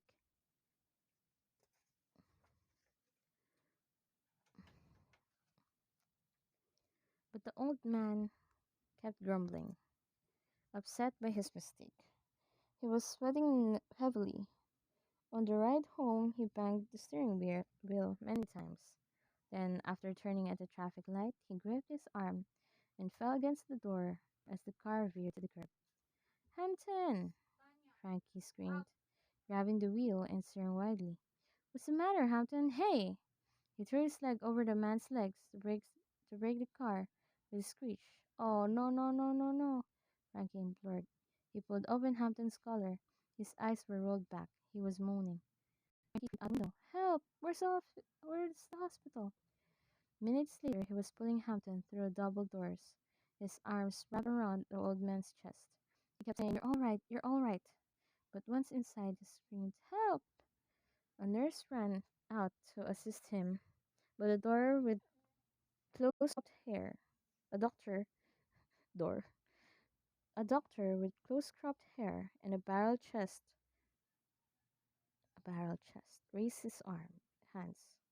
Hold up, he said. Y'all need to take him to the colored hospital. Please, Frankie yelled. The doctor shook his head. The colored hospital will take care of him. But he's in trouble. Then you better get moving. Frankie's breathing quickened. He squeezed his eyes closed, and something inside him snapped. Perhaps because of Bafa or El Maestro, or never finding his mother, or any of the many precious things that had been taken from him in his life, he felt a force surging, a noise between his ears, like an angry glissando, from one end of the keyboard to the other. He would not lose Hampton too. Now you listen, he said, raising to within inches of the doctor. I just came from the Grand Ole Opry, so did he. This is an important man, the doctor said. Y'all came from the Opry? Frankie pulled the business card from his pocket and slammed it in the doctor's palm. That's right. I'm playing their Saturday night. I will leave you 4 free tickets in the front row if you take care of this man right now. Even as he said it, Frankie felt as if he were listening to someone else. Where did he find these words? The doctor sniffed as he read the business card. It belonged to a high-ranking events manager. You really play in the Opry? Look at my clothes, Frankie said. The doctor pursed his lips. He nodded at the nurse. In the back, he said. A few hours later, Frankie sat near bed, softly strumming his guitar, a blues progression that seemed to make its own rhythm. Keep playing, boy, it suits me, Hampton Belgrave, at 77, had suffered a heart attack, but the quick medical attention he'd received had stabilized him. He would live. You really promised that doctor tickets? Hampton whispered. Frankie nodded. To a show you ain't doing? Yeah. Hampton smiled and shook his head. You're a lot smarter than when I found you in my trunk. Frankie fingered a chord. Hampton choked up. Ain't no telling what might have happened to me. You'll be all right, Hampton. Thanks to you. Nah, I'm going to sleep a bit now. Maybe say a prayer. The old mechanic closed his eyes, so did not see what happened next. The D string on Frankie's guitar turned a burning shade of blue. Frankie stared at it. He felt a chill run down his arms and legs. You have wondered about the critical passages in my child's story. Here's one. In the quiet of a hospital room, with the sound of an old man's breathing, Frankie Presto finally understood that, somehow, through those strings, he had life in his hands. 2 weeks later, and 8 pounds lighter, Hampton returned home. He sat Frankie down and told him that managing a musician was obviously too strenuous for him, and maybe you ought to consider someone with a better head for these things. Frankie was sad. He liked Hampton, and he wanted to see the inside of the Grand Ole Opry. But the truth was, he didn't care for the nobody club. What? But the truth was, he didn't care for the cowboy clothes, and he never found Aurora, York, in Nashville, which was the reason he had come. The closest he came was the makeup counter at Harvey's department store, where a middle-aged woman remembered a blonde girl with a British accent who said she was moving to New Orleans. It wasn't much to go on, but it was something. So one morning, a few months after the Opry incident, Frankie took $20 from the money left in Hank Williams' envelope and hid the rest in Hampton's drawer as a way of thanking Hampton for looking after him. Then he put on his sunglasses, gave the old man a hug, and walked off, with his guitar, his suitcase, and the hairless dog, to the Greyhound bus station, where he purchased a one-way ticket to New Orleans. As he went to board, the bus driver said, "No dogs allowed unless you're blind." Thinking fast, Frankie put his hands out in front of him and said, "What do you think I'm wearing these glasses?" He and the creature were allowed to get on. The bus pulled away. An older woman sitting across from him tapped him on the arm and stuffed a $10 bill into his hands. "May God help you with your affliction," she said. Frankie thanked the woman. He heard the dog whimper. He wondered why God was always mentioned in the most unusual moments of his life.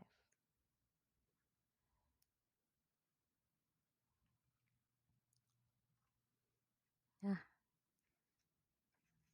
32, 1954. About that dog. Frankie was now 18 years old, which meant his four-legged companion was even older.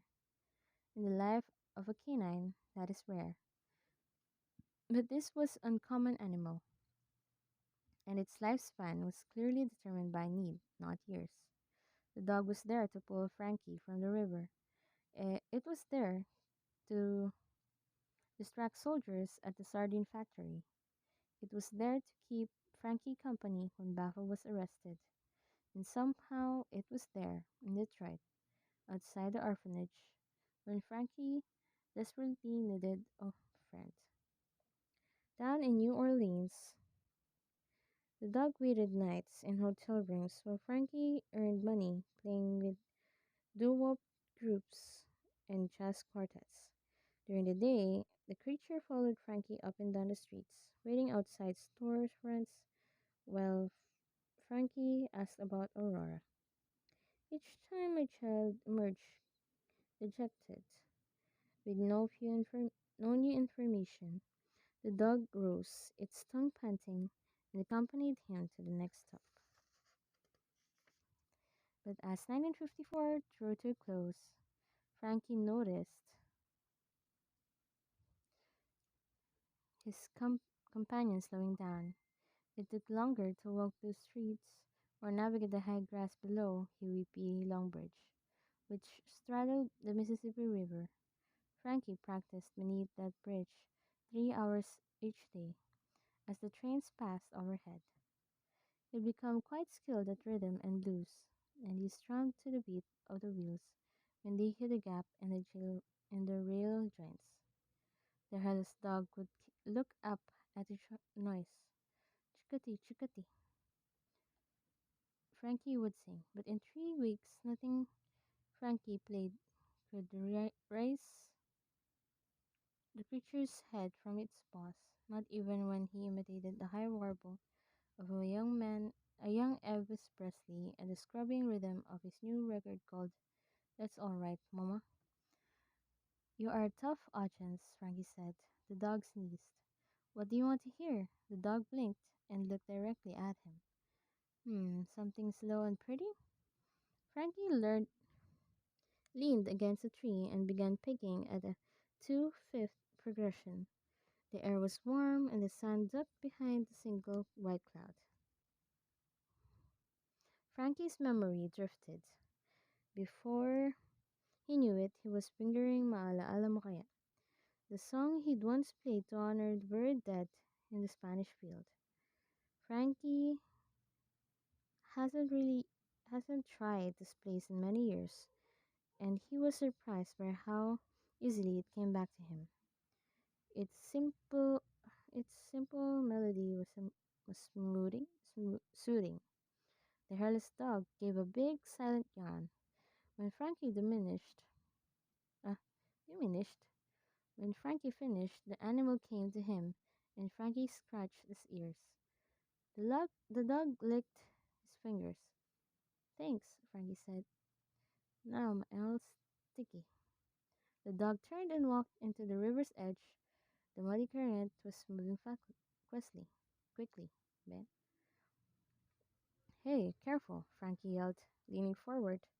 But for the first time ever, the animal turned and growled, causing Frankie to lean back confused.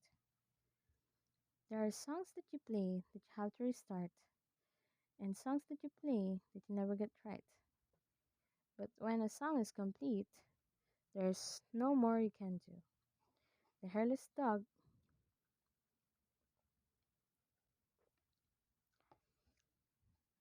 the hairless dog leaped into the water and paddled away. Frankie watched limply, knowing somehow he was not supposed to follow, even as the last member of his original three-piece band disappeared down the Mississippi River. A moment later, he heard a rustling in the tall grass behind him. He returned his head and squinted into the sun. He saw a figure hovering above him,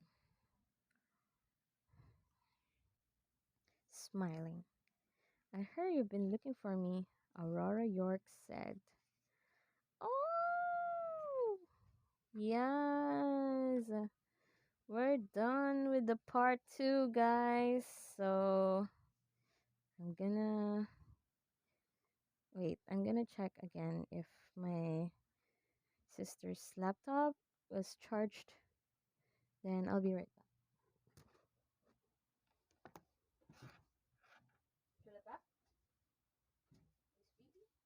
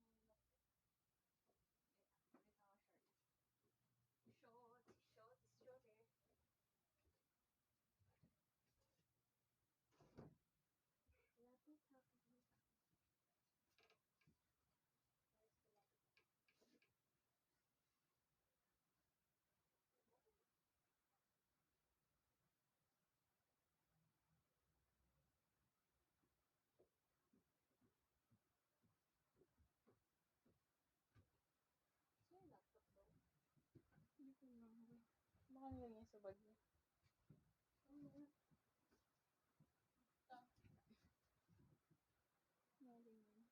Tapos pipirmahan dito. Ba naman yan?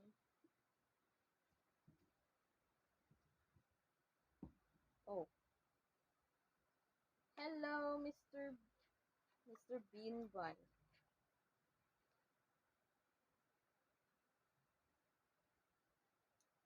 Just taking a break. Just taking a break, okay?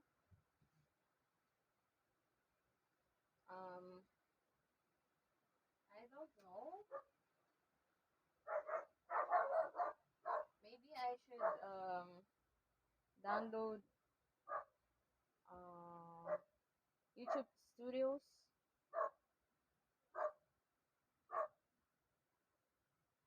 Wait, I'm gonna check my channel. YouTube channel.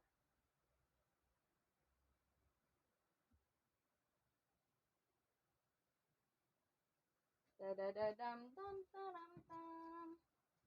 Da da da dum dum da dum dum. Parang wala.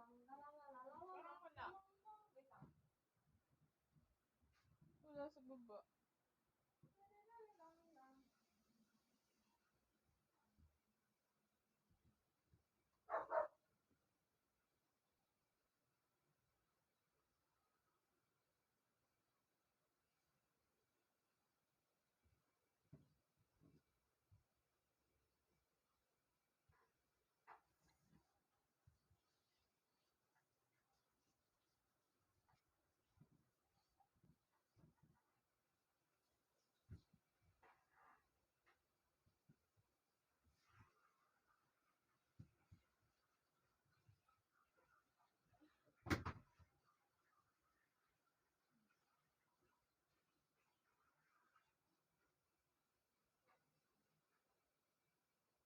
Ay, dito.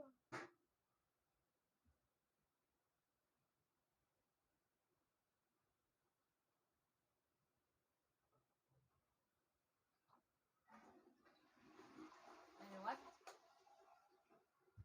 Wait, what? What is it?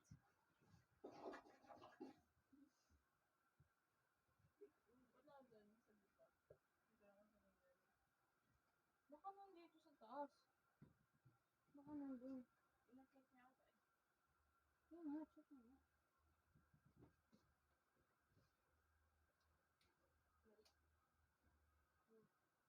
Yun lang.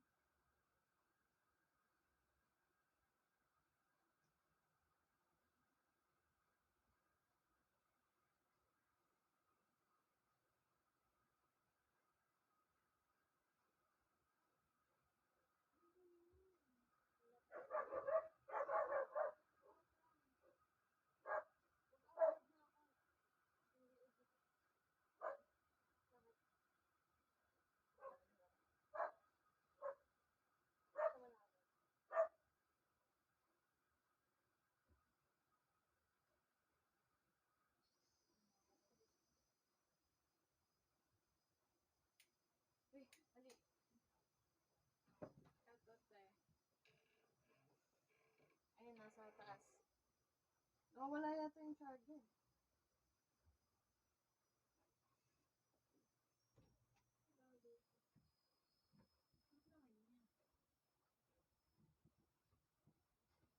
Chat tomate ne.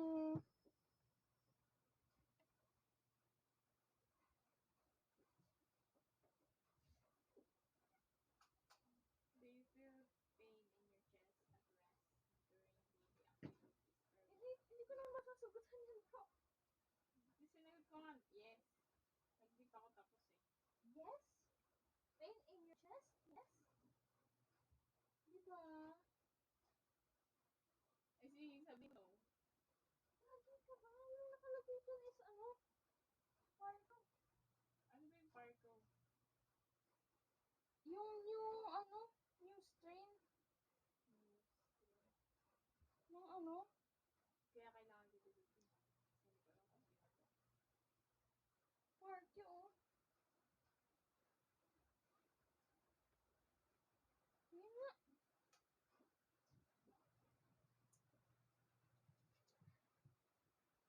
Pain in the chest. Di, ano? Para nang stroke mo. Maybe. Yung gano'n. Gatang ina mo. Kakabanas ka. Ayusin mo yung pagsagot dyan. Hindi ako magsasagot niyan, bro. Check mo nga! Nasagot mo lahat? Lahat? Lahat, Check lahat? mo nga! Kasi kapag nag-yes ako dito, sasakulin natin yung FB page. Nag-type ako na yung Do you feel pain in your chest at rest? minsan nga, di ba? Kasi sinasabi ng doktor, lifestyle lang yan.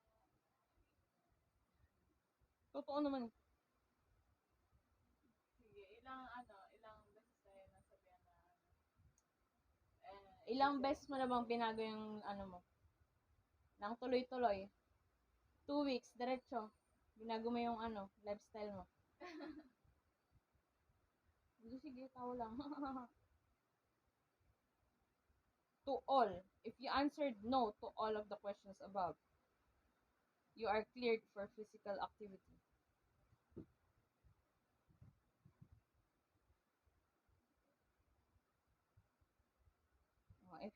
If you answered yes to one or more of the questions above, complete pages 2 and 3.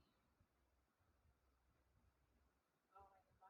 Guess ko na ba? Asan na yung ano? Asan na yung pages 2 and 3? Swipe mo. Gusto mo papansin? Tayo, tumitig yung ano mo. You currently have cancer. Your heart. Babae. No. Mabait ka? Oy, mabait ka? Mabait ka? Uy, mabait. Pero No. mabait naman. Paano ka din? No. Because Ano kailangan mo sa akin? no. No. No. No. No.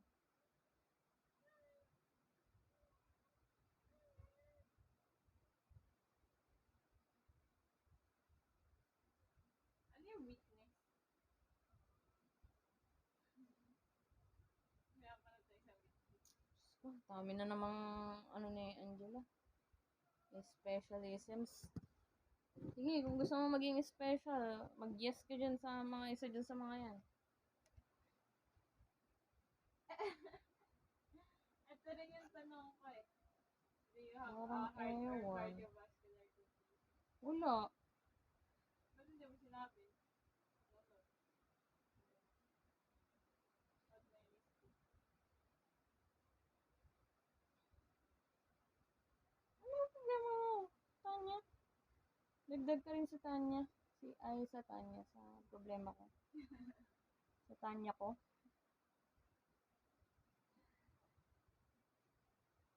Gonna wait, not yet. We're only halfway. Maybe halfway. Na na na na na. Na na na na na. La la la la. La la la la la la la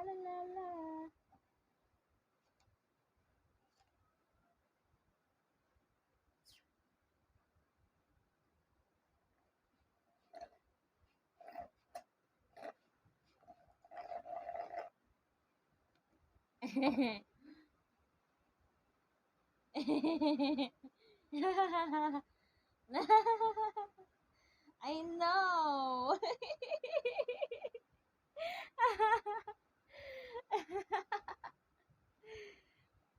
I know.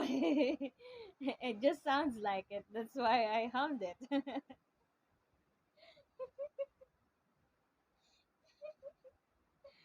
Ah, I'm just woke up, by the way. Oh, how's your sleep?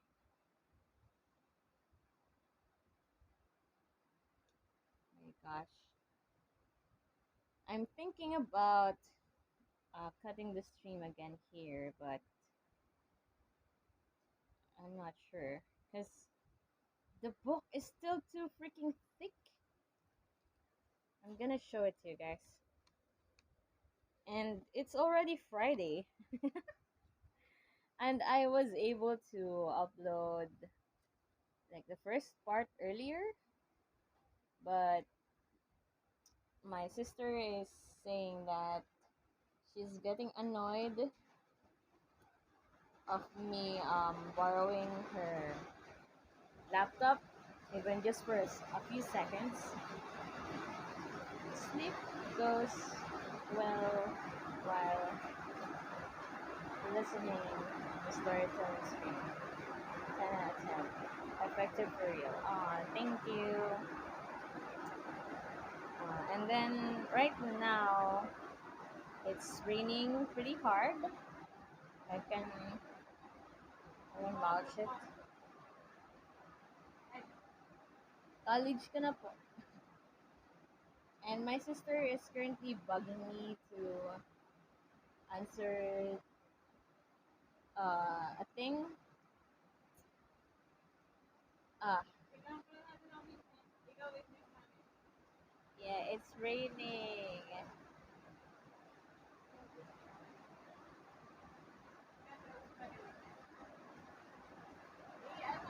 Pwede pagising niya. Kulangot. Gusto mo kulangot. It's raining. It's raining men. Hallelujah. It's raining men. It's raining apples. I'm out of the sky. Tacos. Pero kapag kasi, di ba, kapag, kunyari, It's raining may matay ako tacos. tayo doon, Oh, hindi accountable yung kayo. Kasi hindi natin nilagay dito na, sige lang. Hindi mo lang. Pipirmahan ko lang naman yan. Sabi mo ka ni Ate Yun. I'm done with that. Okay, we're gonna continue it. It's so freaking thick. Thick. Thick with the double C's. Medical condition, di ba? Huwag ka na magtanong. Yun nga Pirmahan yung mo na kailangan lang. ko dito. Kaya nga. Kung hindi kita kailangan i-confirm, edi dapat sinagutan ko na ito mag-isa. Yeah, well, I'm asking for a little okay, time. yes. Yes, put it there. Put it there. Okay? Put everything there. Everything that you feel. Oh, it's raining so hard. It's raining so hard.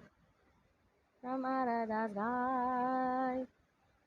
It's raining apples. Uh, is it so loud? Naririnig mo ba?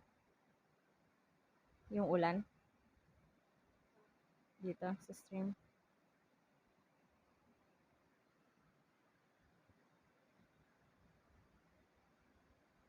Ano, naririnig no?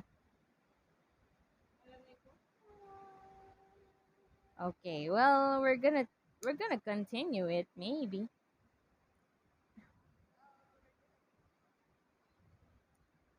rain effects makes it more chill for real. Okay, then we're gonna continue it while my sister is answering her very good quiz.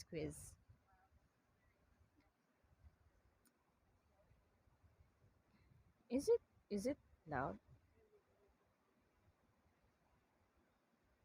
Why did it um does my what happened?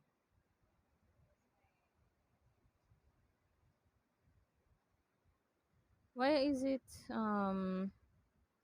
why is the volume lower? Huh, bakit ganun?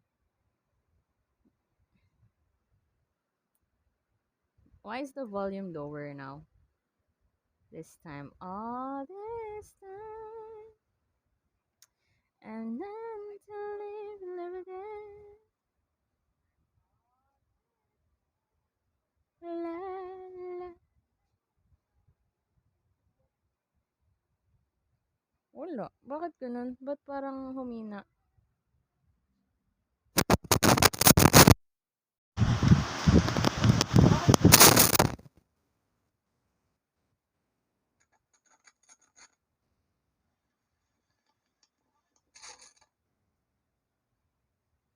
What happened?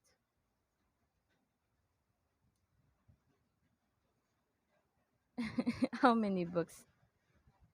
Jump scare? Sorry. Sorry. The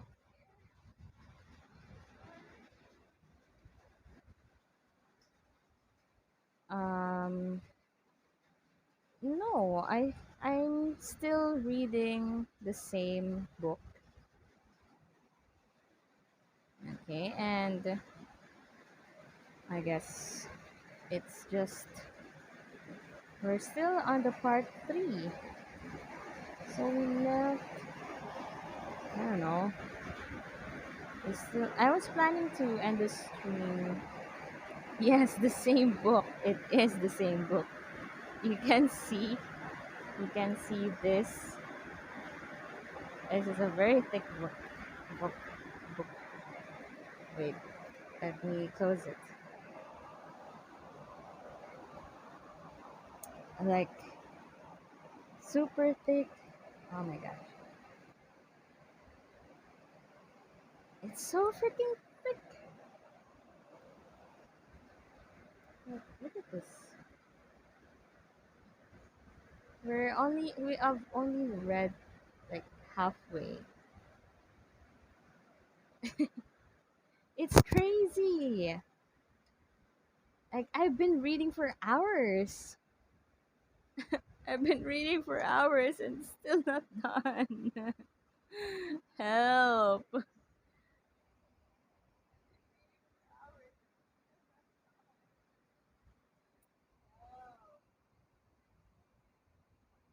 So, yeah, I guess since the audio is not as loud as the earlier one, I'm not sure why. Why is it like that? Why is it like that? I'm not sure. Hello. Do you be thick? Yes.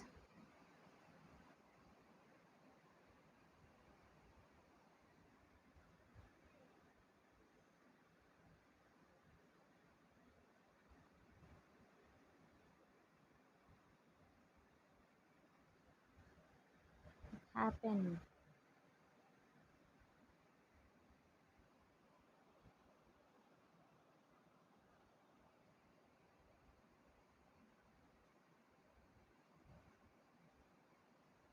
Angela, check mo nga ulit yung volume niya. Parang lalong nawala. I check. No? Ha? Meron? Pero super hina na.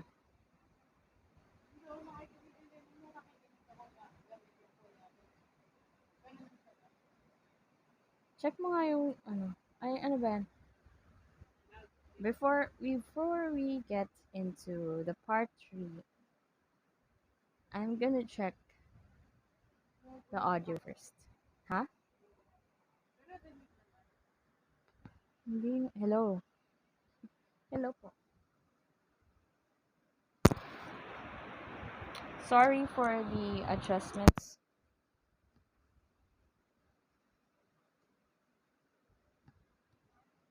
Masakit. Sakit sa tenga. What happened? Uh, the earphones, I think, broke, which is nuts. I'm sorry.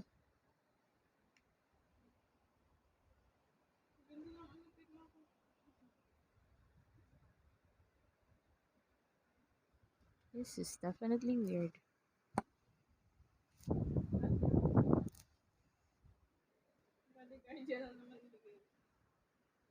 So weird.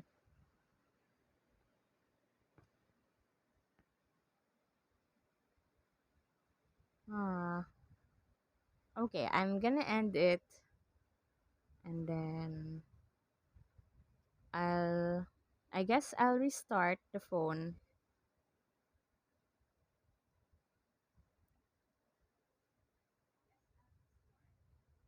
Malakas na ba?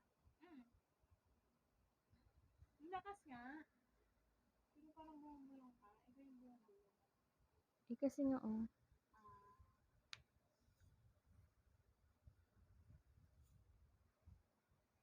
pa naman tong si ano, si fan, si electric fan.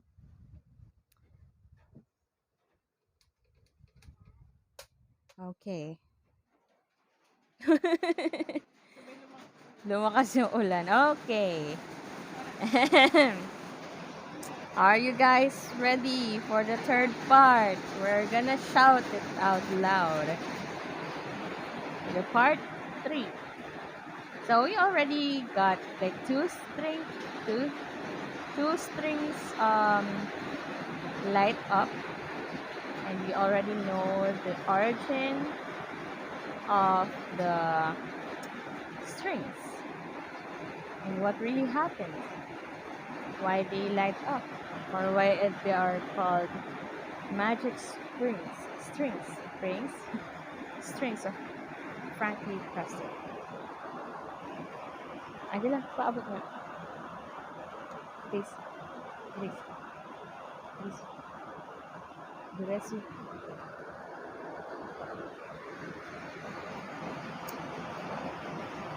I'm gonna check like so like again as I was telling you guys, I won't be able to react to the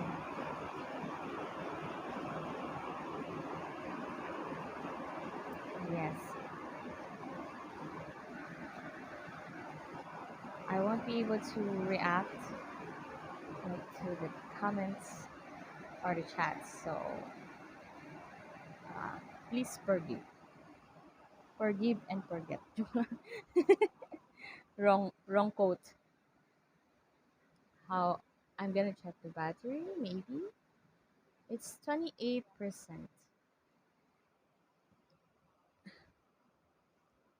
What could be the next reason of Frankie's strings lighting up? Okay, so si Ate Rose. hindi ako excited. Okay, third part. Cecil York Peterson, sister to Aurora York, retired mathematician, London School of Economics. Our father was a spy.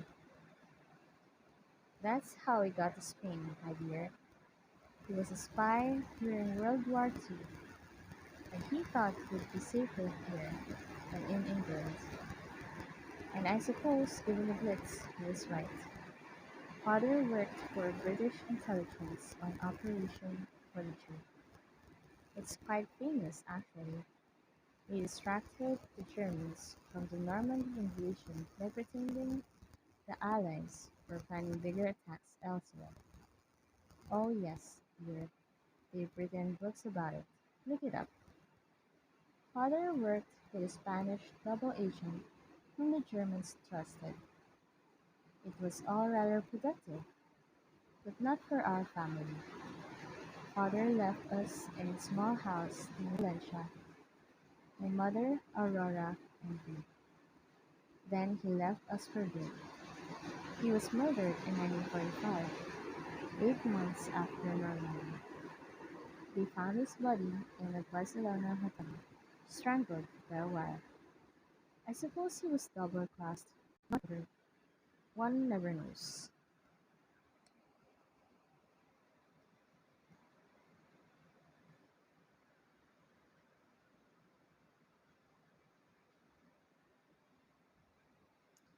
Secrecy is part of the life we've chosen. Father used to say. My sister and I were quite different. Aurora was a free spirit. She dressed in odd, mismatched clothes. She liked to dance about first thing in the morning, liked to climb trees, run out in the rain, smear tomato paste on her face, things like that. I was more studious, proper decorum, stay dry. My mother's daughter, I suppose.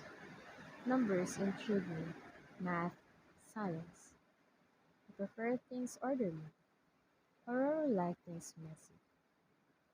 You could describe Aurora and Frankie that way. Messy.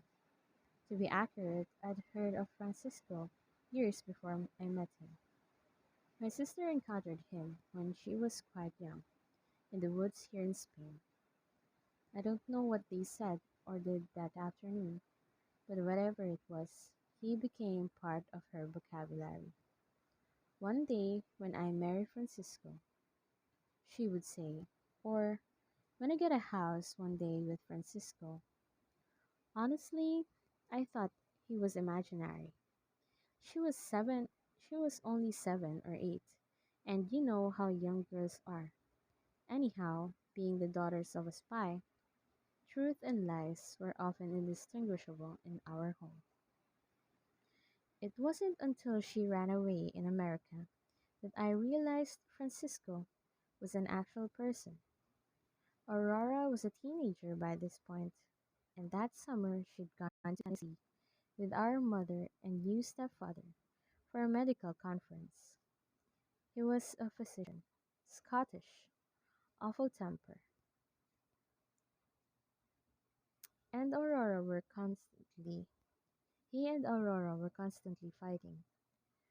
She hated the idea that my mother would replace my father, and they got into horrible row during that trip. She had this new yellow suitcase, and when my mother came back to the hotel room, the suitcase was gone, and so was Aurora. They stayed a few weeks searching, but eventually gave up and came home. I remember them walking in the door, 2 people, not 3, feeling so cheated as if they'd driven off with all my things and returned empty handed.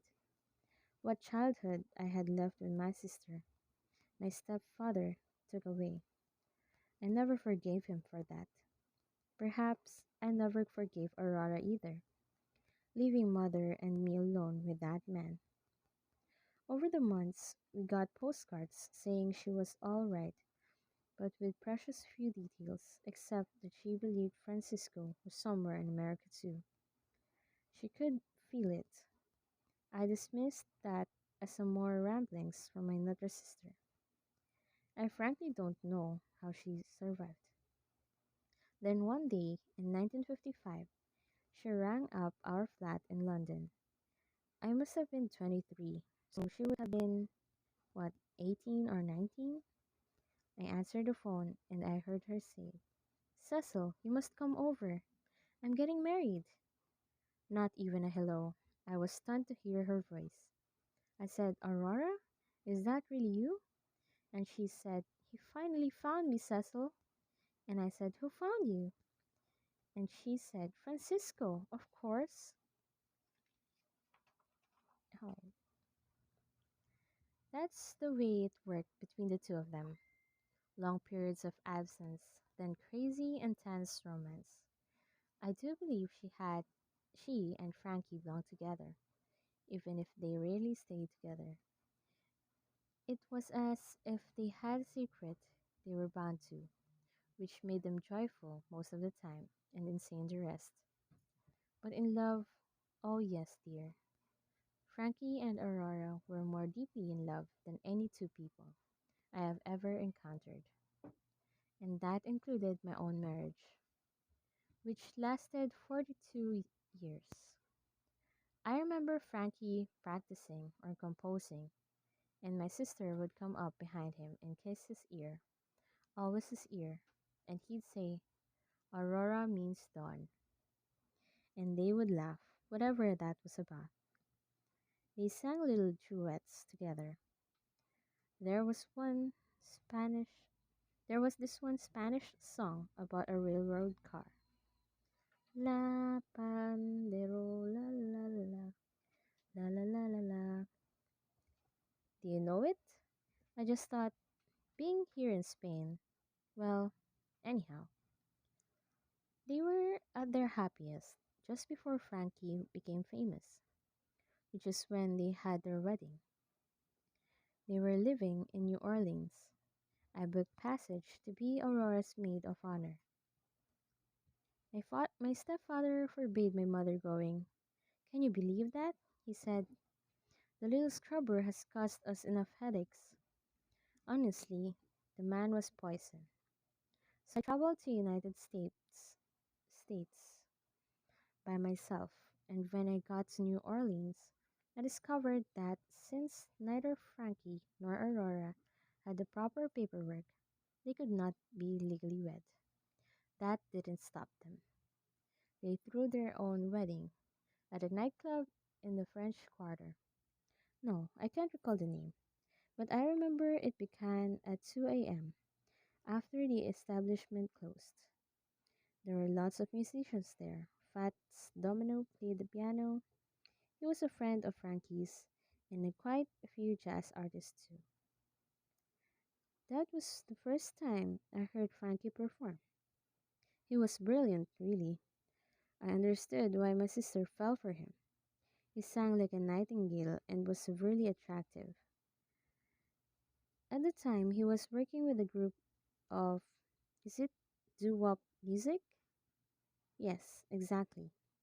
Each of them had a different vocal tone, one very low, one very high, one in the middle, and they did a song called Earth Angel for my sister.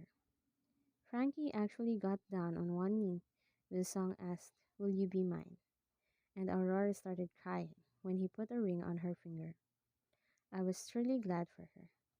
She was my sister after all, and when Aurora was happy, no one could be happier.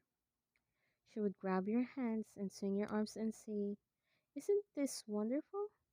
As if she were a little girl.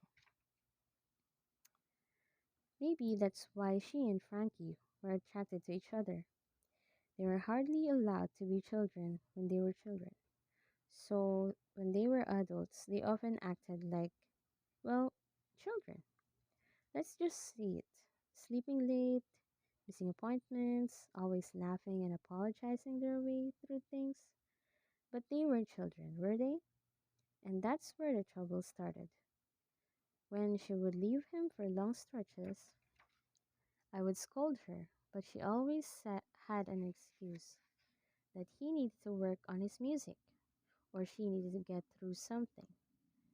We would send her money, she would send it back. We would phone, she would hang up. She knew there were other women. It didn't faze her. I would say, Aurora, if he's your husband, you belong together. And she would say, Oh, Cecil, we are together. We're just apart. They kept a lot of secrets. Father would have approved, but it left me in the dark about many issues, including whatever the big split was about. To this day, I couldn't tell you. I imagine the marriage to that actress did not help. I won't even say her name. It upset me too much. I don't know what Frankie was thinking. Have you seen photos of my sister when she was younger? Prettier than any actress, my dear. Aurora could have had any man she set her mind to.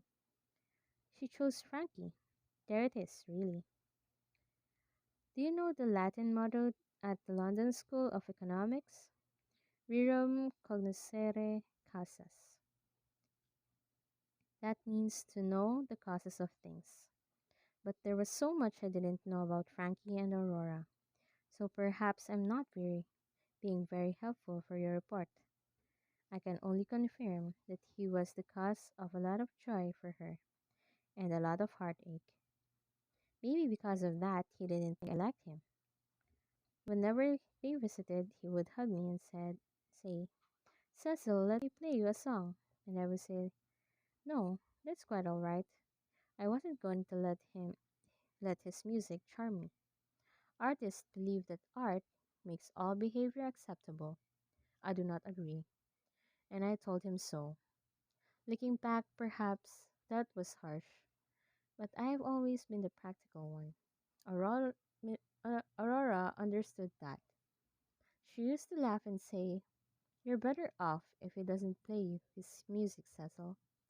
It only takes that boy and his guitar a couple minutes to change her life. 33.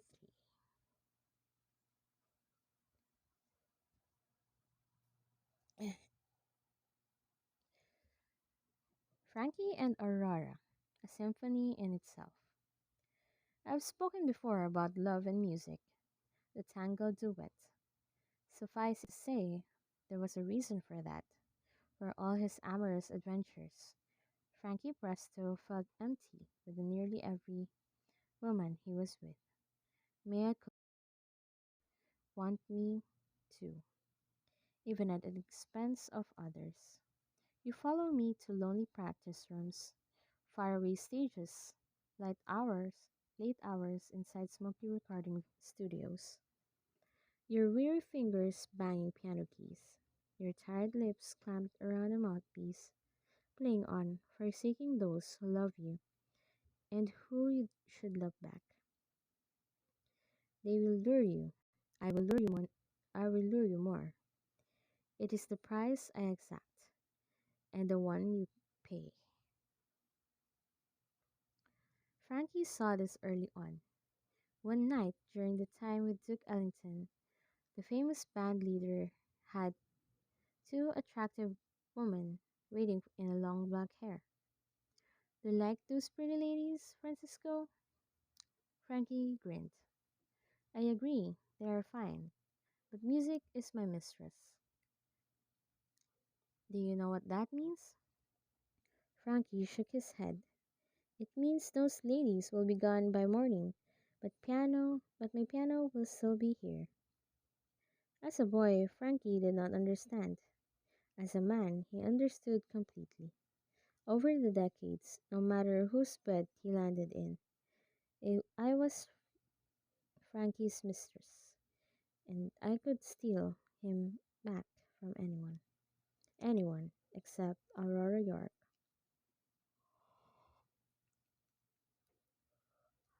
Frankie fell in love with Aurora as a child, and he would never love anyone that way again.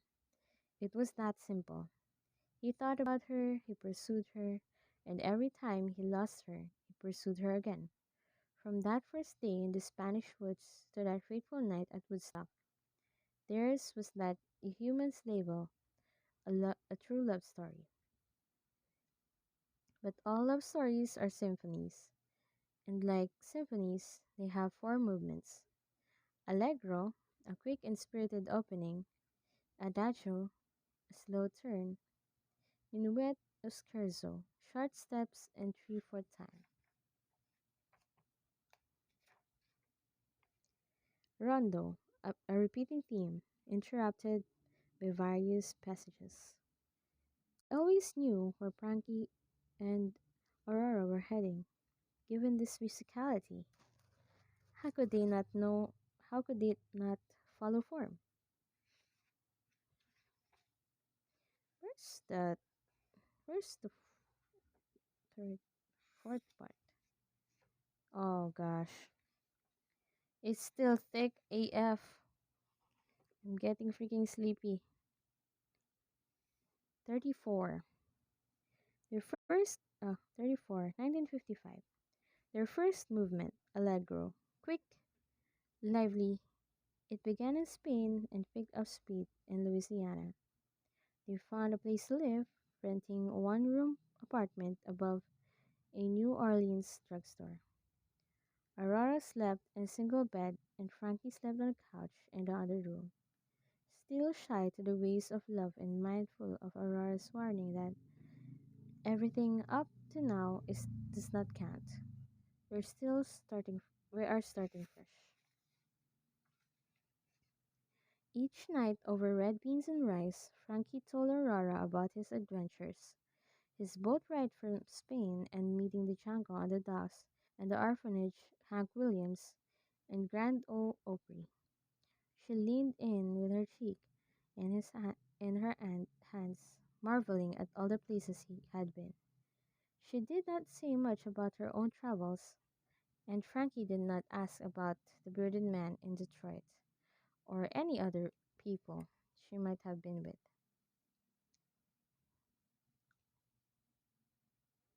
Sometimes in the morning, while he was practicing his guitar, she would look at him and cry a little.